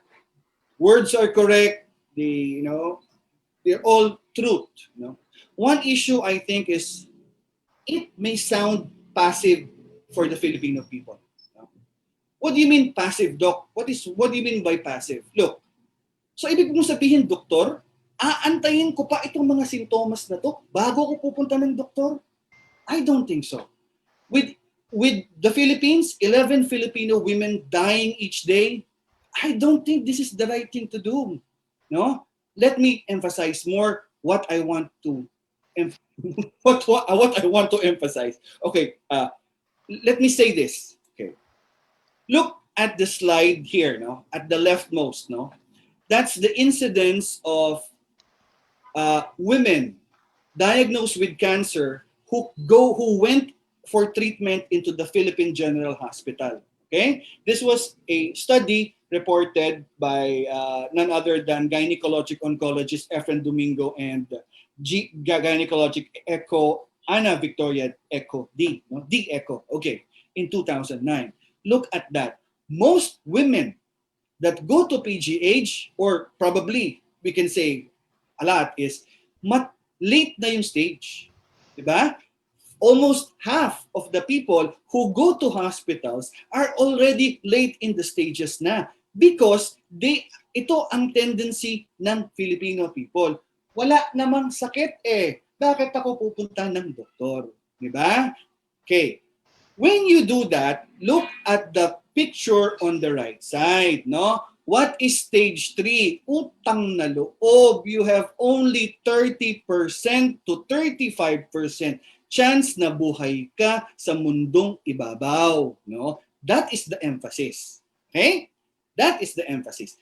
Because if you wait for the symptoms, you should tell your friends you have only a 30 to 35% chance na buhay ka in the next 5 years, malamang, no? Then, you still have to spend, people na katulad ko. I'm a radiation oncologist. Normally, kami ang gumagamot nito, of course, along with the gynecologic oncologist for chemotherapy and brachytherapy, no? So, alam mo yun, gumasta ka na ng 200,000 pesos, 300,000 pesos, hard-earned money, and then, bye-bye after 5 years. So that's my point. Whereas, when you refer patients for early cervical screening, for cervical cancer screening, there is a highly likelihood chance of getting them in the carcinoma in situ. Nakikita niyo yan? That's the pre-cancer stage. No? Wherein, what is the 5-year survival? Pakibasa nga, it is at 100%. No? Mura na ang ginastos mo. You can even get that cryotherapy for free at the Philippine Cancer Society. Wala kang ginastos, buhay ka pa. Okay. Ilan sa atin ang gustong maging hero? Hero, no? Like Jose Rizal, like Andres Bonifacio. Jose Rizal was gunned down at Bagong Bayan. Andres Bonifacio was practically slain by Emilio Aguinaldo. I mean, I don't know if that history is true or not, but they were heroes, no? Here, all you need to do is to advocate cervical screening. All you need to do is to promote cervical cancer screening and get those patients screened. Because when they are diagnosed with the pre-cancer stage and then tinreat mo sila, you are the hero. You are the hero in their lives, I tell you. hindi po mabibili ng pera yan. No? And that's why I am so passionate about this. So going back to the poster, I don't think you should improve that by saying, get screened. Because if you get screened, chances are you will be somewhere in the carcinoma inside 2 or stage 1, probably 1A, 1B, 1B1, 1B2. You have a 100 to 85% survival. That's just my point. Okay? So, okay. Let me go to reason 3, no? The lack of patient compliance with follow-up and treatment. Of yan, sabi ko sa inyo, of course, maganda dapat meron tayong nagpa-follow up sana sa atin. We can do that by using an app, no? Which again, later on, I will explain bakit telehealth yung topic natin. And then reason number 4 is the lack of cytologic screening facilities, no? Kulang daw ng screening facilities, kulang daw ng doktor, at kulang daw ng treatment facilities. Really? Doc, where's the evidence? Okay, this was a study done by, actually nakuha ko to recently, and I was really thankful for he is a OBGYN, I think resident. I'm not so sure, no. I've never met the guy, but I kind of got his work, examined his work, and very nice, no. This is Dr. Jason Rendo, no, of course. He made a comparison between the urban and the rural, no? Urban, NCR. Rural, Bicol region. Looked at community screening program. Hindi hospital, community screening program. They compared as far as screening coverage, screening facilities, and what did he found out, no? Screening coverage at NCR 5.5%. Mababa pa rin, no? Pero wala nang mas bababa sa Bicol region, 0.39. Imagine that. It's sad, no? It's sad. It's really sad, no? Screening facilities in Manila, kompleto tayo dito sa Manila. If you go back to the rural area, 40%, no? Look at the number of clinic to population ratio.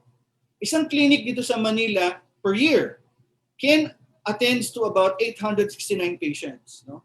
In the Bicol, my gosh, very low. One clinic should serve 9,196 patients. And then if you look at the personnel, kaya nga naman nagre-resign na siguro sila, no? Number of personnel to population ratio, no? In NCR, kaya-kaya pa. One patient to 699, one personnel serving 699 patients, no? In a year yon, no? Whereas in the rural areas, doble, no? Or even triple pa halos, no? 1,751. So it's really true, no? It's really true. Now, let us look at the doctor population, no? When you look at the census of women age, I think this is between age 25 to 65 years of age. When you look at all those women, you get them. They're about 25 million. That's the screening population. I really don't know how many OBGYNs are there in this country.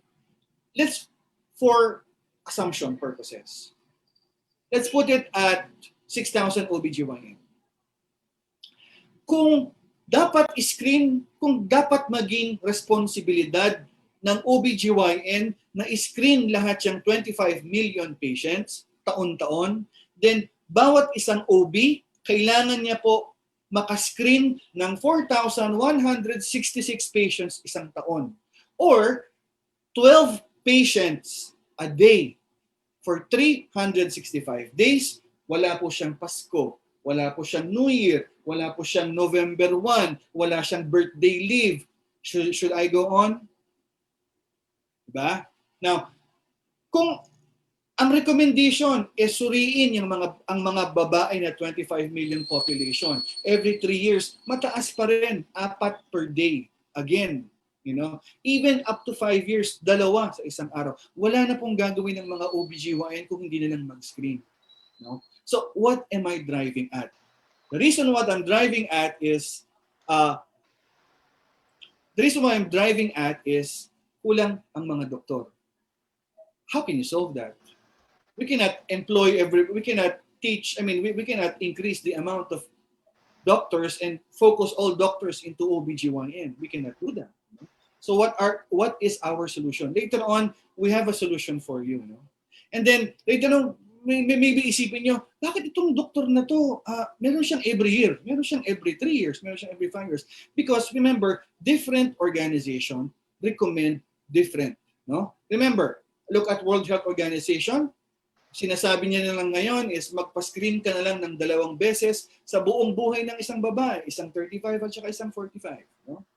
Pero syempre, if you ask naman our Philippine OBGYN Society, hindi totoo.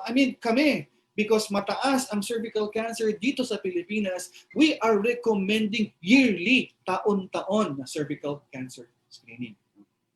And then to add more problem, no, with the incidence of COVID-19, no, there was a 96% decline in cervical cancer screening rates between April up to June, no?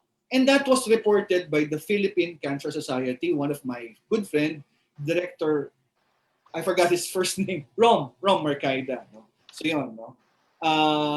Okay, so ang dami nating problema, no, practically, no? If you really look at it, no, look at it at a bigger picture, but somebody has to really put this out. No? And it's good kasi this is a good time because this is our National Cancer Consciousness Week. So what can we do with the Philippine cancer problem? And what do? We call ourselves CerviQ. We are we are a social enterprise. No, we focus on cervical cancer awareness. We are focused on the promotion of cervical cancer screening. No, very very soon. No. And marami yan, no? So what do? One, we do cervical cancer awareness. Doc, how do you do cervical cancer awareness? Well, this is cervical cancer awareness actually. Yun nga lang, iilan lang tayo dito, no? Iilan lang din ang nanonood dyan sa FB Live. So we are doing this constantly. Mamaya I'll show to you our awareness campaigns, no? We also have this plan, no? This is no longer a plan, but this is done na. This is a done deal, no? This is remote cervical cancer screening. Wow, remote cervical cancer screening. What is that, no? Mamaya sabihin natin 'yan, no? Now, if you are able to do remote cervical cancer screening, hindi ba maganda lahat ng mga data doon sa lahat ng mga lupalop sa lugar pupunta sa isang cancer registry, 'di ba? Na pinapasa namin yan sa Department of Health. I have a good friend there, Dr. Eric Tayag. PCS, Philippine Cancer Society. Again, I have a good friend, Rom Marcaida. Of course, Dr. Cecilia Llave also. No.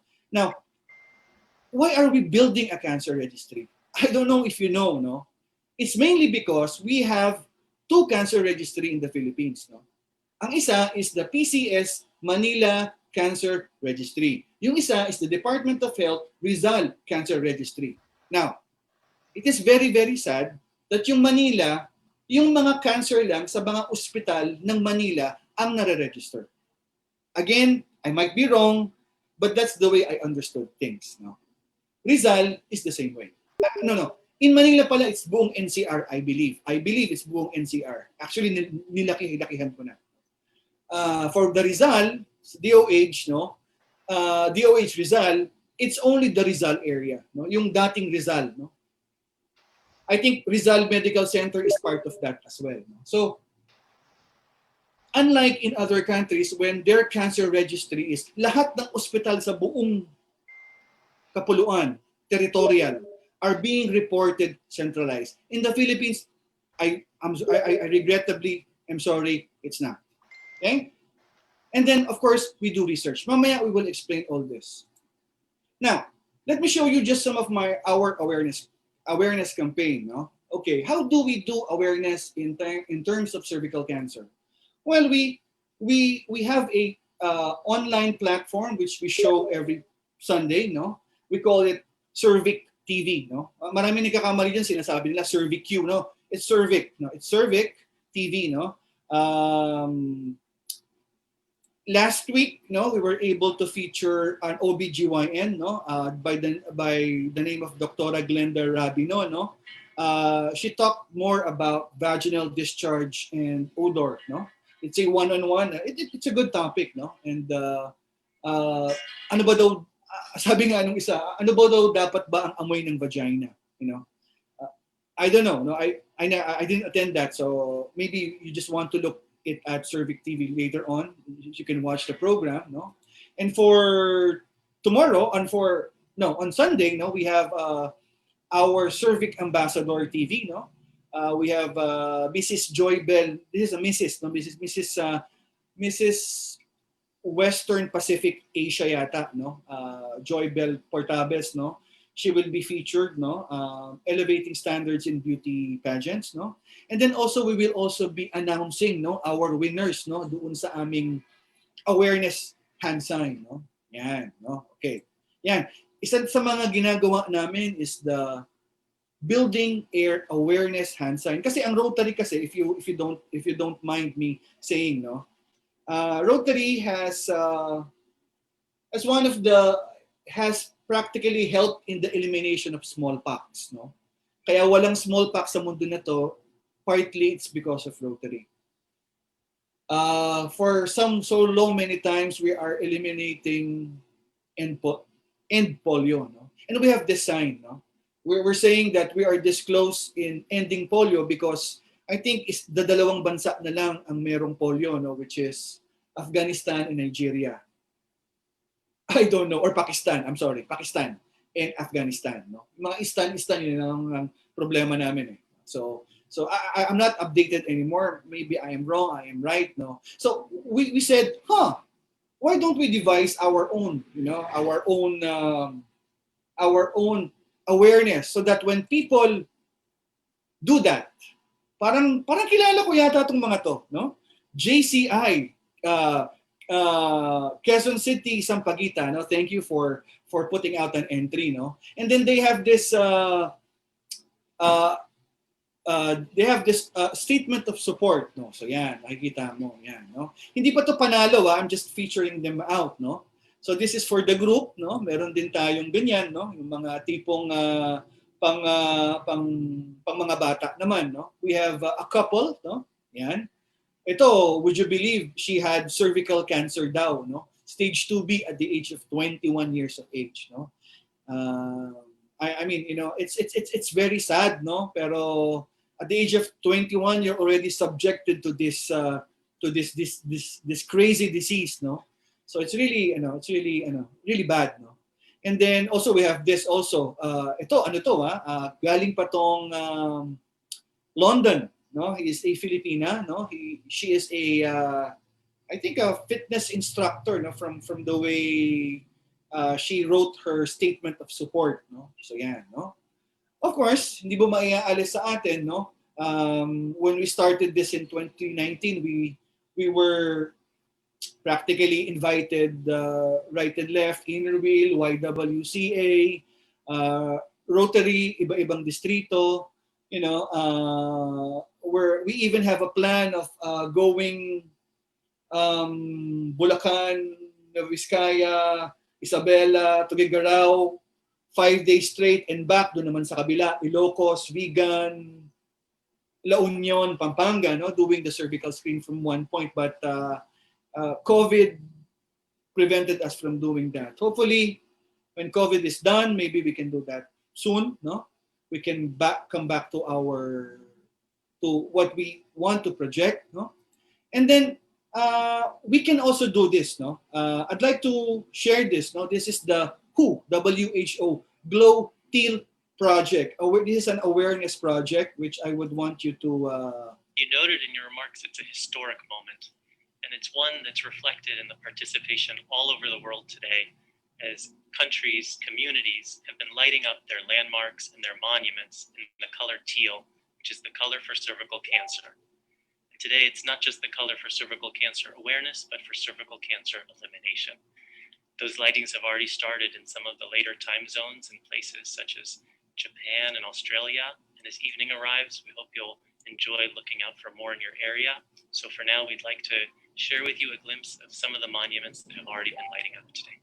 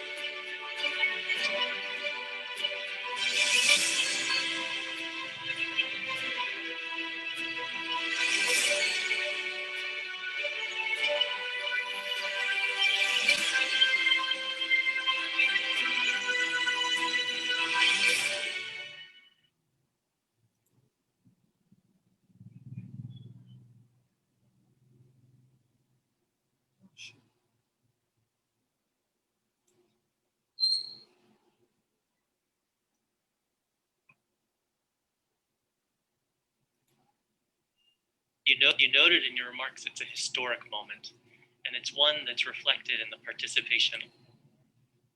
Okay, so basically, that is the challenge, no? That is one of the things that we would want to do, no? May 1, no? May 1 is the National Cervical Cancer Awareness Month, no? So we intend to propose to different city halls in the National Capital Region to practically uh, light up the cancer of elimination, which is teal green in color, or the bluish green color.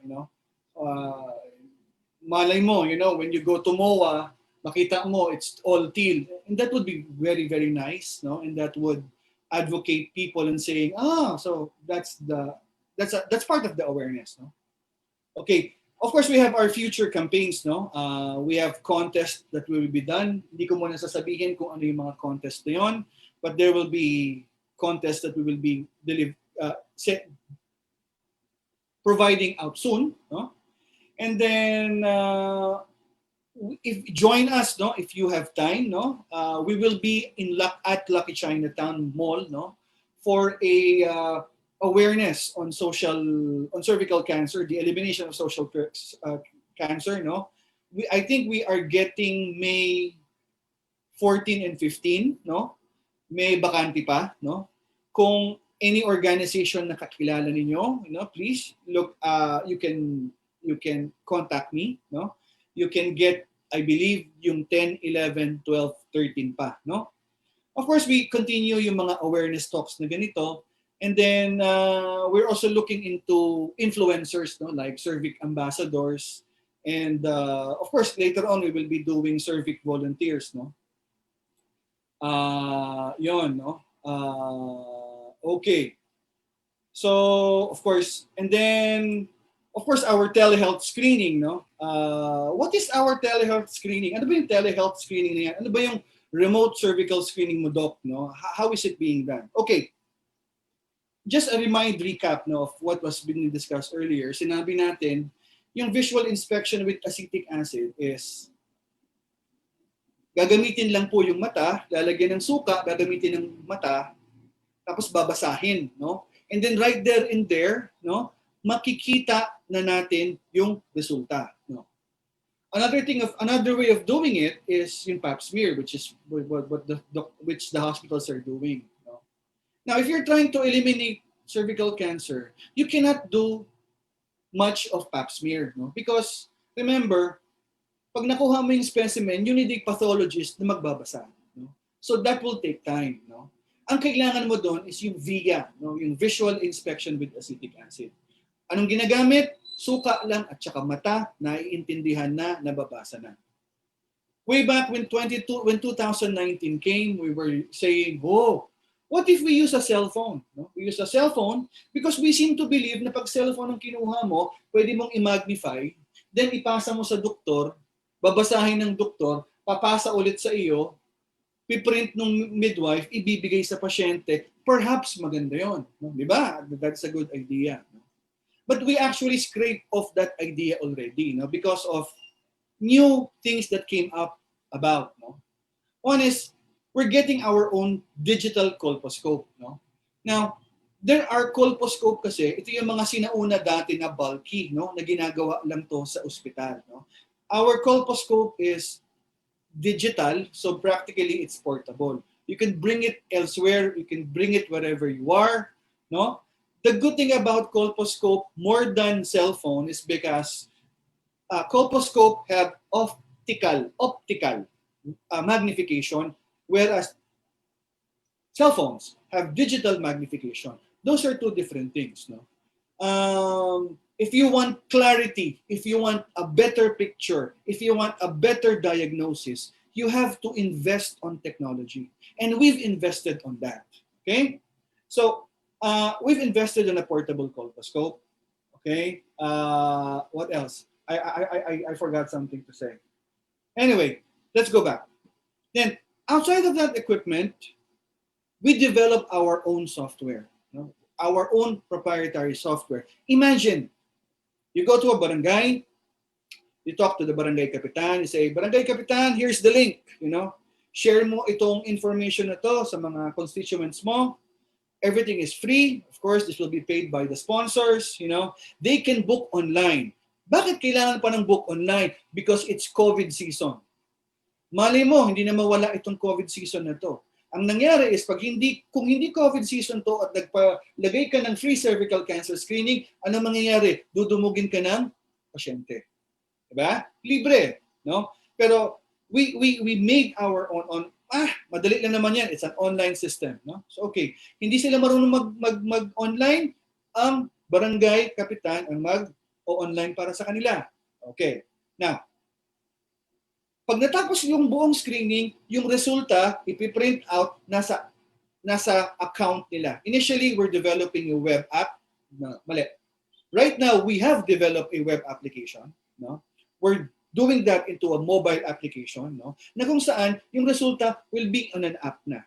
No? Para wala nang kita. Para yung mga babae, they are empowered. Uy, doktor, tama ba to? Tama ba itong basa ni Dr. A? Or tama ba to ang basa ni machine?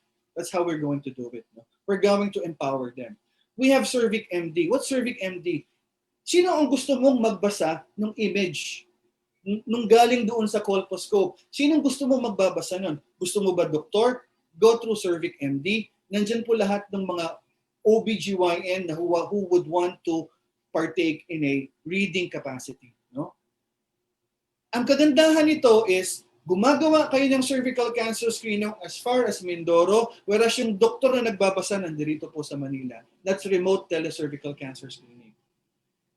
Merong STI yung pasyente. Merong siyang sexually transmitted infection. No?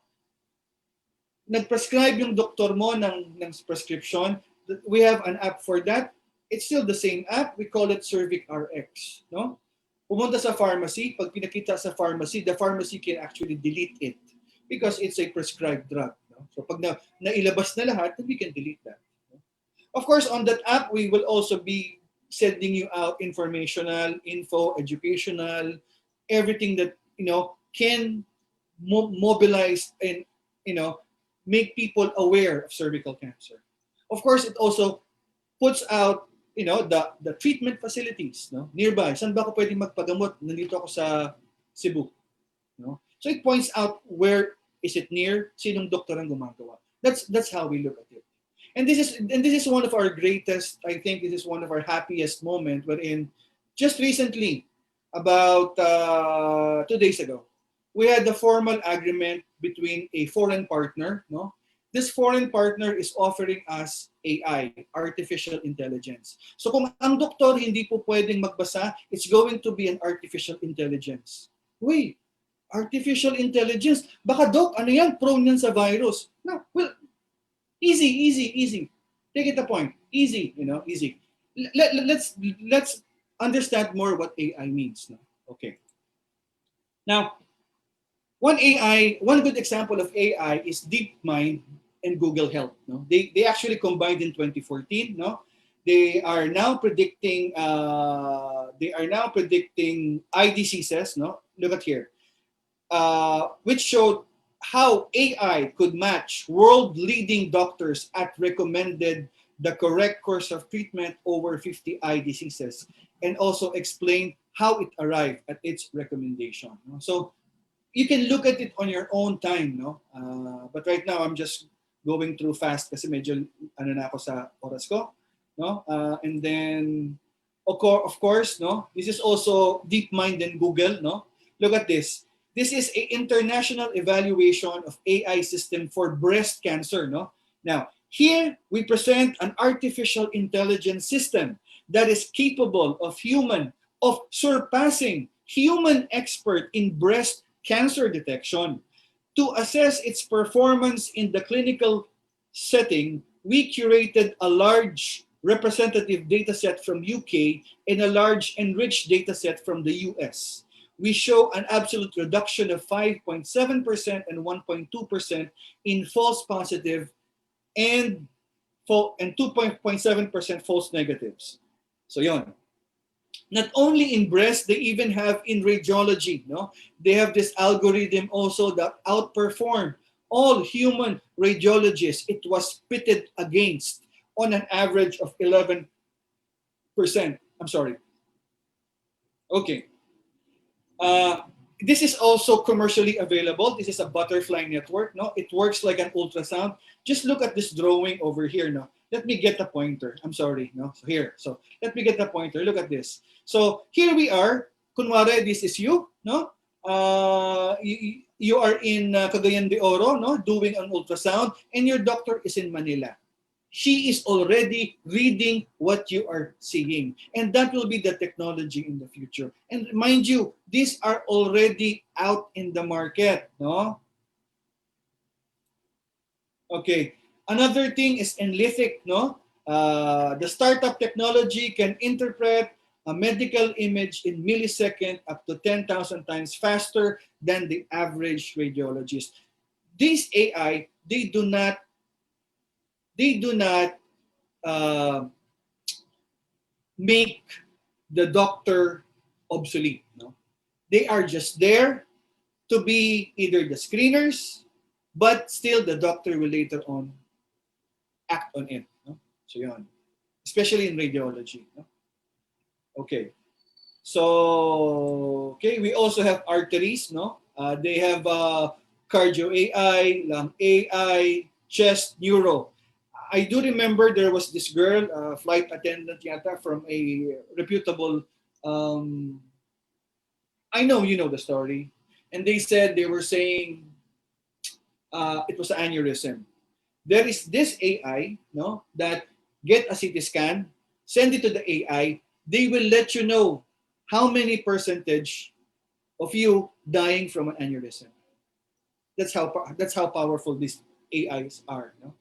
Now, as far as another AI from the UK, which is now expanding in the US. This is one of the best for radiology, no, for X-ray, no.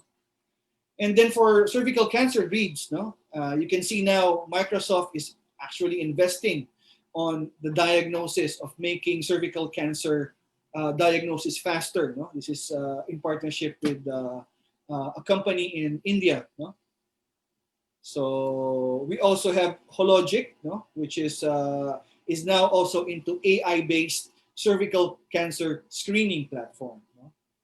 So we have also this, no, Global Good is one of the companies of Bill Gates and Melinda Gates Foundation. No? So they found out that in 2019 that AI outperformed human experts in identifying cervical precancer. Okay, so we partnered with a foreign partner. No, this is their result. No, their sensitivity in diagnosing, making a diagnosis out of a picture. No, not just any ordinary picture. It should be a colposcope or a certain set of digital quantification before it gets to be read accurately. No?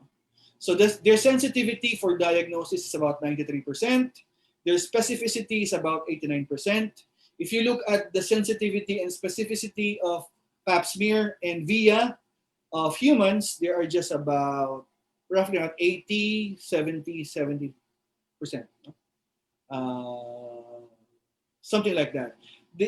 Our partner has been into all these countries, no, 16 countries, with over 40 global partnership. No, we are now the exclusive territorial distributor here in the Philippines, and this is what we are going to launch very very soon. No?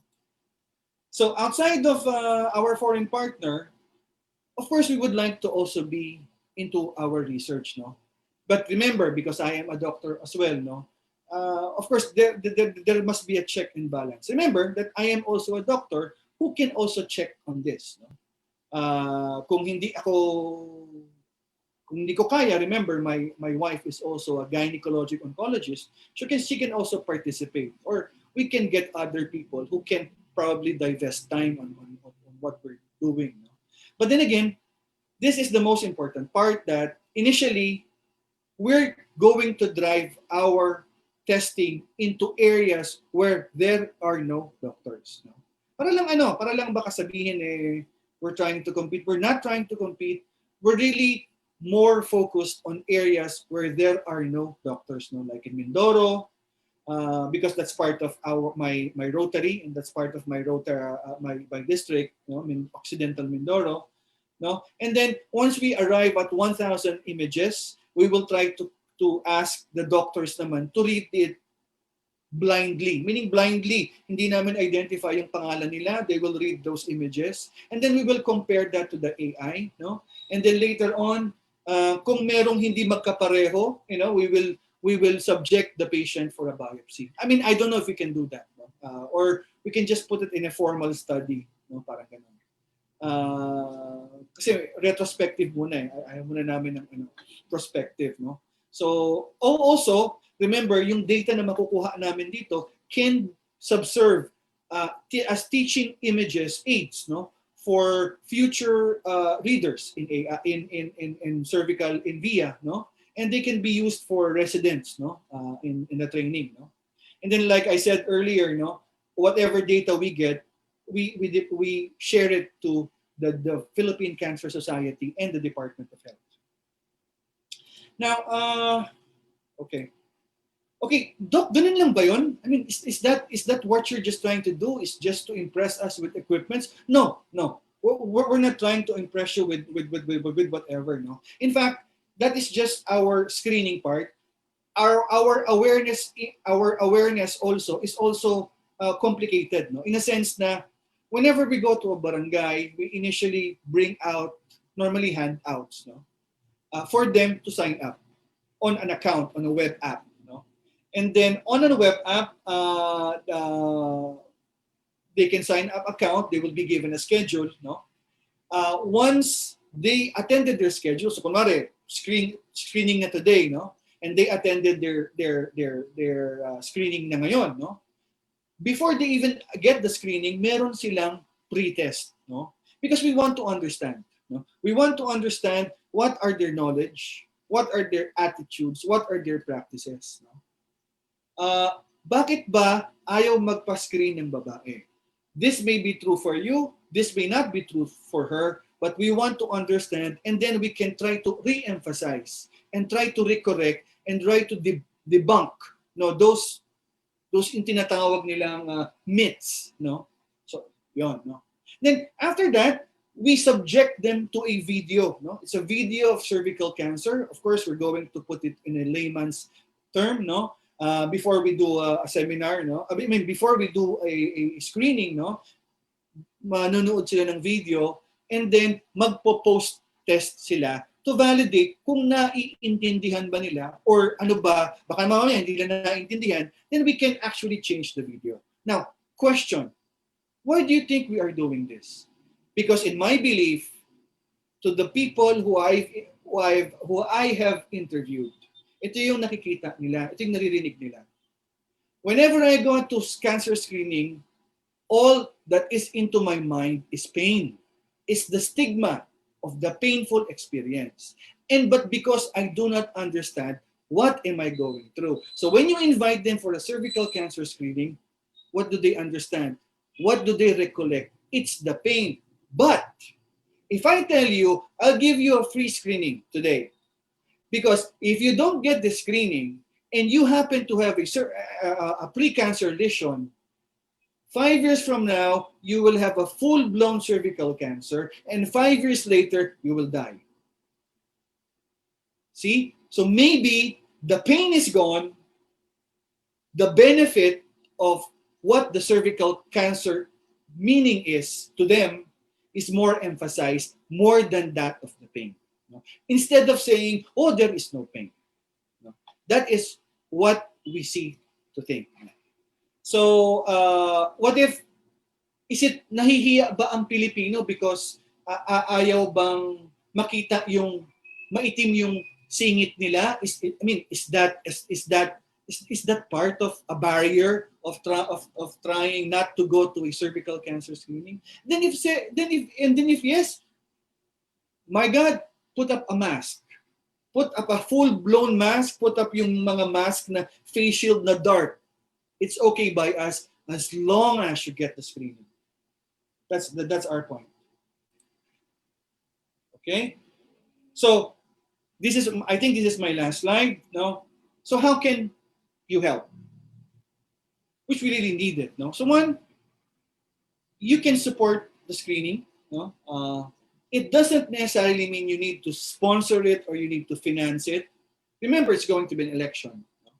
There will be those who would want to be, I will be one of the first few mayors or whatever, no, who would conduct a cervical cancer screening na ang specificity and sensitivity is this high. Maybe, Or maybe you can participate in a glow teal idea. If you have a monument, an iconic, lalagyan mo lang naman ng bumbilya yan, no, na teal in color. Sabay-sabay po natin iilawan yan on May 1. We will do a video. We will feature you on our TV show, CerviQ TV. Let's discuss this together so that there is an awareness that is going on. No? Of course, this is for Rotary, no? Because kami mga Rotary, we have grants kasi. We have what we call as global grants. No? Pwede ka naman magpagawa dyan ng van, no? Kasi there are two ideas, no? The mobile idea and the positional idea, no? The mobile idea is iikot yan sa buong area ng city, magsa-cervical screening, or hindi naman buong city, but a bigger area siguro, no? Naka-schedule, no? Over a stationary idea. The point is, yung mga pasyente from different areas, hindi yan pupunta, I believe, pupunta dun sa area na center. How are you sure, Doc, na hindi pupunta yan? Hospital nga lang eh. May tayong bagong hospital, yung mga nagpapa-cervical cancer screening, kahit libre yan, hindi yan pupunta sa hospital. They'd rather go to an area where it's convenient to them. No? Another thing, if you put up a cervical cancer screening facility, sabihin ng tao, uy, araw-araw naman yan pare nandyan eh. Di ba? Puntahan ko na lang pag okay na ako. Whereas, kung libre ito, bibitinin mo ng konti, one day lang ako dito. Then, you have more, I think, yun yung mga dumadagsa. Like, election, making election, filling up a new election form, no? Nakikita mo, 2 weeks, 3 weeks, merong election. It's only at the last day, people are cramming, going into falling in line. Problema mo pa doon, COVID. Can't do that. And then, of course, we're in search of CerviQ ambassadors. Of course, if you have influencers, no, who would want to advocate, no? In fact, earlier this afternoon, we were able to connect with one fashion designer in Zambia, no? She is an advocate and a cervical survivor, no, of the WHO. Her name is Karen Kawala, no? She will be in constant communication also with us, being support we support one another. No? So we will support her project in Zambia. She will support our project here in the Philippines. No? And then, of course, you've already done this, no? This design, no? The hand sign. Thank you so much. And we will have future projects and contests, no? And then if you have any sponsors, like I'm sure now it's COVID, no? Mahirap pumunta sa mga barangay, no? Remember that is our goal, no? Pupunta kami talaga sa barangay. In fact, may niluluto na kami ngayon. We might be back in Barangay Holy Spirit this February 14, no? Look, we might no have the first screening, no, na artificial intelligence ang magbabasa, and we're going to put it to show it to everybody, no, just so you will feel more comfortable, no, in getting that, or come join us, come be there, no, just for you to be able to see it, no. When it pushes through, we're still looking for the barangay captain and some councilor in Quezon City to sign our request to actually do so. No? So, geez, I'm sorry I have a long time. I'd like to end that our women do not need to die from a preventable disease. I'm sorry, it took me quite some time. Thank you so much for this opportunity. Thank you so much as well, Doc Aba, Bog. pasensya na. I'm sorry. I lost track of time.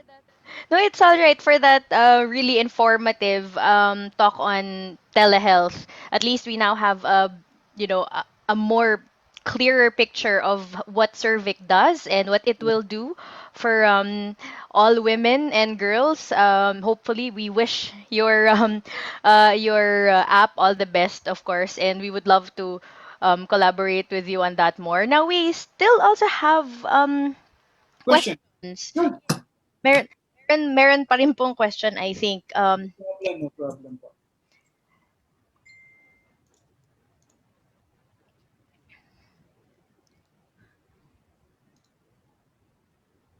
Erin with an I think you have a question. I'm sorry. I think I need to stop sharing this. Sorry. Oh, Apologies. Yeah. There. I'm sorry. Okay. it's I'm sorry. okay, Doc. Ayan. So, Erin, what's Okay. your question? Um, so I've noticed, so I've only just been going regularly to my OB right after I was pregnant. So I've noticed that the other people who are going to the OB are all like pregnant women. And I was wondering how can we like break the stigma for young people like me, like people who aren't pregnant, to just go to the OB. I know you've given examples po on how we can help spread awareness about this campaign, but I was thinking if we could like, di ba for AIDS and HIV people would like post about it, would that be helpful? Like if we post about our experiences, like would that also help? Alam mo, one thing I've known, no, since we started this in 2019, no, alam mo, everything is trial and error po, no. There is really no 100%. No? There is no 100% that can actually guarantee you, no, to to actually um, to basically okay, to basically, sorry, I'm my brother was saying something. My apologies. Ariel later. Okay. So everything is trial and error. No, we can work together. We can, as a doctor. I think I can assist you. No, we have a we have a we have a we have some team who can create designs. No, we can come up with support groups. No, maybe I don't know. We can expound more on the issues later and what you want really to project. And then remember, we have a CerviQ TV. No, so we can invite you to be there just to launch your project. And then follow it up. And then we're also knowledgeable in social media. We do web designs, websites. So uh, that's the key kasi right now alam nyo ba na itong aming maliit na hand sign was able to reach out 25,000 people, no? Uh, how much did we spend in social media? Wala pa yatang 500, no? Because we have a good digital marketing team, no? So, those are small things, no? Pero ano lang it's going to be grit, no? If you're really so passionate about it, like yung I like your idea, we'll support you behind behind those ideas as in empowering women and then their health and everything, no? It's just we will fall at some point in time. We will say, but if you just become persistent about it, I think we can do it something we can do something Alam mo yun? I don't have the answers. Besides, I'm not an OB. I'm a guy, so but I think we can. No? Ako ano lang I tell you, so many things has passed from 2015 when I had this brilliant idea. I mean, when I had this idea of doing this, and it took me about 5-6 years before I was able to launch it in a in a civic organization such as Rotary. So, ano lang talaga. And it's a good thing may sumusuporta na sa'yo, no? We're just a text behind. Yeah, nga, Hope that answers your question. Yeah, thank you po. Super helpful po. All right. Thank you so much for that, Erin. Anyone else who has a question inside Zoom? Yes, I do. Doc, hello. Good evening. This is Tracy. Dapat And pala, Tracy, ikaw ang tinanong ko kanina kasi magtatanong ka ngayon No, no, no. Joking. Just speaking, small talk. Doc, hindi. I just want to ask because you mentioned that Rotary contributed a lot to smallpox. Is that correct? Yes, yes. Yes. Yeah. I just want to ask po if how how they did it, and if is it applicable also to to the elimination of cervical cancer? That's a very good question and thank you for that, no? Um, kasi right now, Rotary is focused on on elimination of polio, no? So, in fact, Bill Gates and Melissa Gates Foundation has donated so many money into the infusion of that, no? The only problem is the delivery of of uh, of vaccines, no, to Afghanistan and Pakistan, no, kasi ang tingin ng mga tao doon yung mga western medicine ay parang pinapatay yung mga anak nila, no? So that is the problem, no. Will they be will do you think they will invest on eliminating this disease? Maybe so, maybe so. I'm saying maybe because and that is what I'm trying to do, no. Actually, if you go into our website, it's called endcervicalcancerph.com. It came from the word end polio now. Remember, end polio has this sign, so we have this sign. So parang at this early on, this is just our first year. Actually, hindi pa nga first year because mula March hanggang today, it's COVID. We cannot do anything. But everywhere, I'm very happy because I'm being, asked to talk right, left, and I tend to seed, Siyempre, sa ngayon, all you have to do is to plant seed. But when they will see the overall picture, maybe, they could. Pero yung mga clubs naman, they have their own, naman They have their own decision whether instead of putting end polio, they would want to end cervical, they can do that naman. Pero for Rotary as a whole, it would take some more than a spark, no, to actually do this, no. Ako, I'm just happy kasi timing Kasi nung lumabas ito ng 2019, December, nung ginawa namin to, by November of 2020, lumabas yung sinasabi yung kanina, yung pinakita ko sa inyo, no? Yung WHO. elimination of cervical cancer. No? So ang kailangan ko na lang gawin is to always you know, refer my lectures to that talk because they are the best person in the world to really talk about the elimination of this disease. So all you have to do now is to make them aware, invest time on people, and then maybe perhaps they would try to consider. Hopefully that would answer your question. Yes, It's Doc, uh, thank you. it's Um, a big cross yes. finger sa akin, no, na sana, everybody will sing the same tune. I don't know. We'll see. We'll see. Yes, thank you po. I think because I just want to also maybe uh justify that we are on the right track because we're just starting this campaign, and I just want to also know if we are starting it right with this awareness, because if is it enough that we're spreading awareness? Well, ano yan eh. Alam mo yung team ko, no. I'm just going to share this secret of mine, no. Yung team ko are not the talented type, no. But alam mo, because one way or the other, yung dalawa doon, yung nanay nila namatay sa cervical cancer, they were so passionate about it. Alam mo yun? Alam nyo na they even got Ay de las Alas to say tomorrow on Sunday, you will see Ay de las Alas saying, congratulations to the winners of Cervic, blah, blah, blah, blah. Imagine that. What else can you say?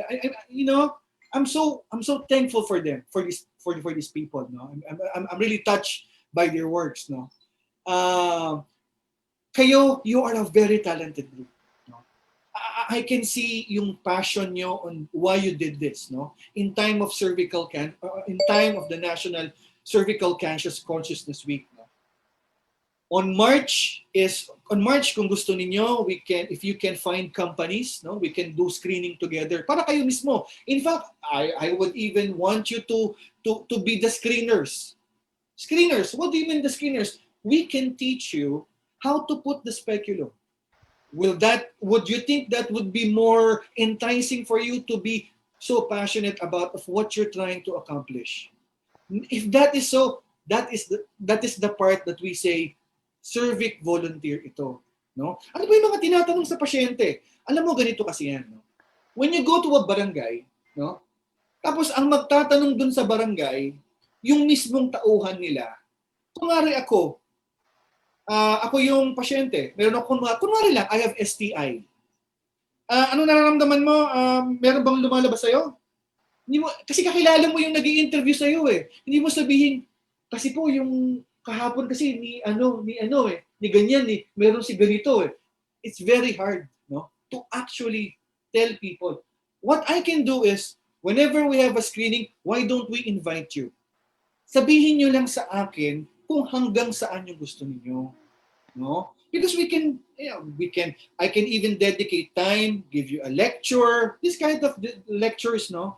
Para matuto kayo. Kasi it you really you can never become a volunteer or be passionate about something without you knowing it yourself. Would you agree? Diba? That's right. So, to become confident, tell out the world what you know, you should be the ones yourself knowing it talaga na parang ako na ikaw. No? Parang ganon. Ako naman, I cannot talk like this forever. No? I'm way out of my prime years. No? I have all this popcorn tablets drinking morning and evening. So I'm not. All I'm saying is it's time to pass the knowledge to younger generations who I think will be the prime movers by the 2050, 2060. Ganun. Kami lang ang nagsimula. Ganun lang kami. Hope that answers the question. Thank you, Doc. Thank you so much again for your time, for being such a bright energy this evening. Doc Bogs. We're Yun, that is an that's offensive, ah. When you say bright, are you stating because of this? oh no. No, Doc. I'm just making a joke, life is life is fun, you always put fun into it because if not, there's no point in joining an organization.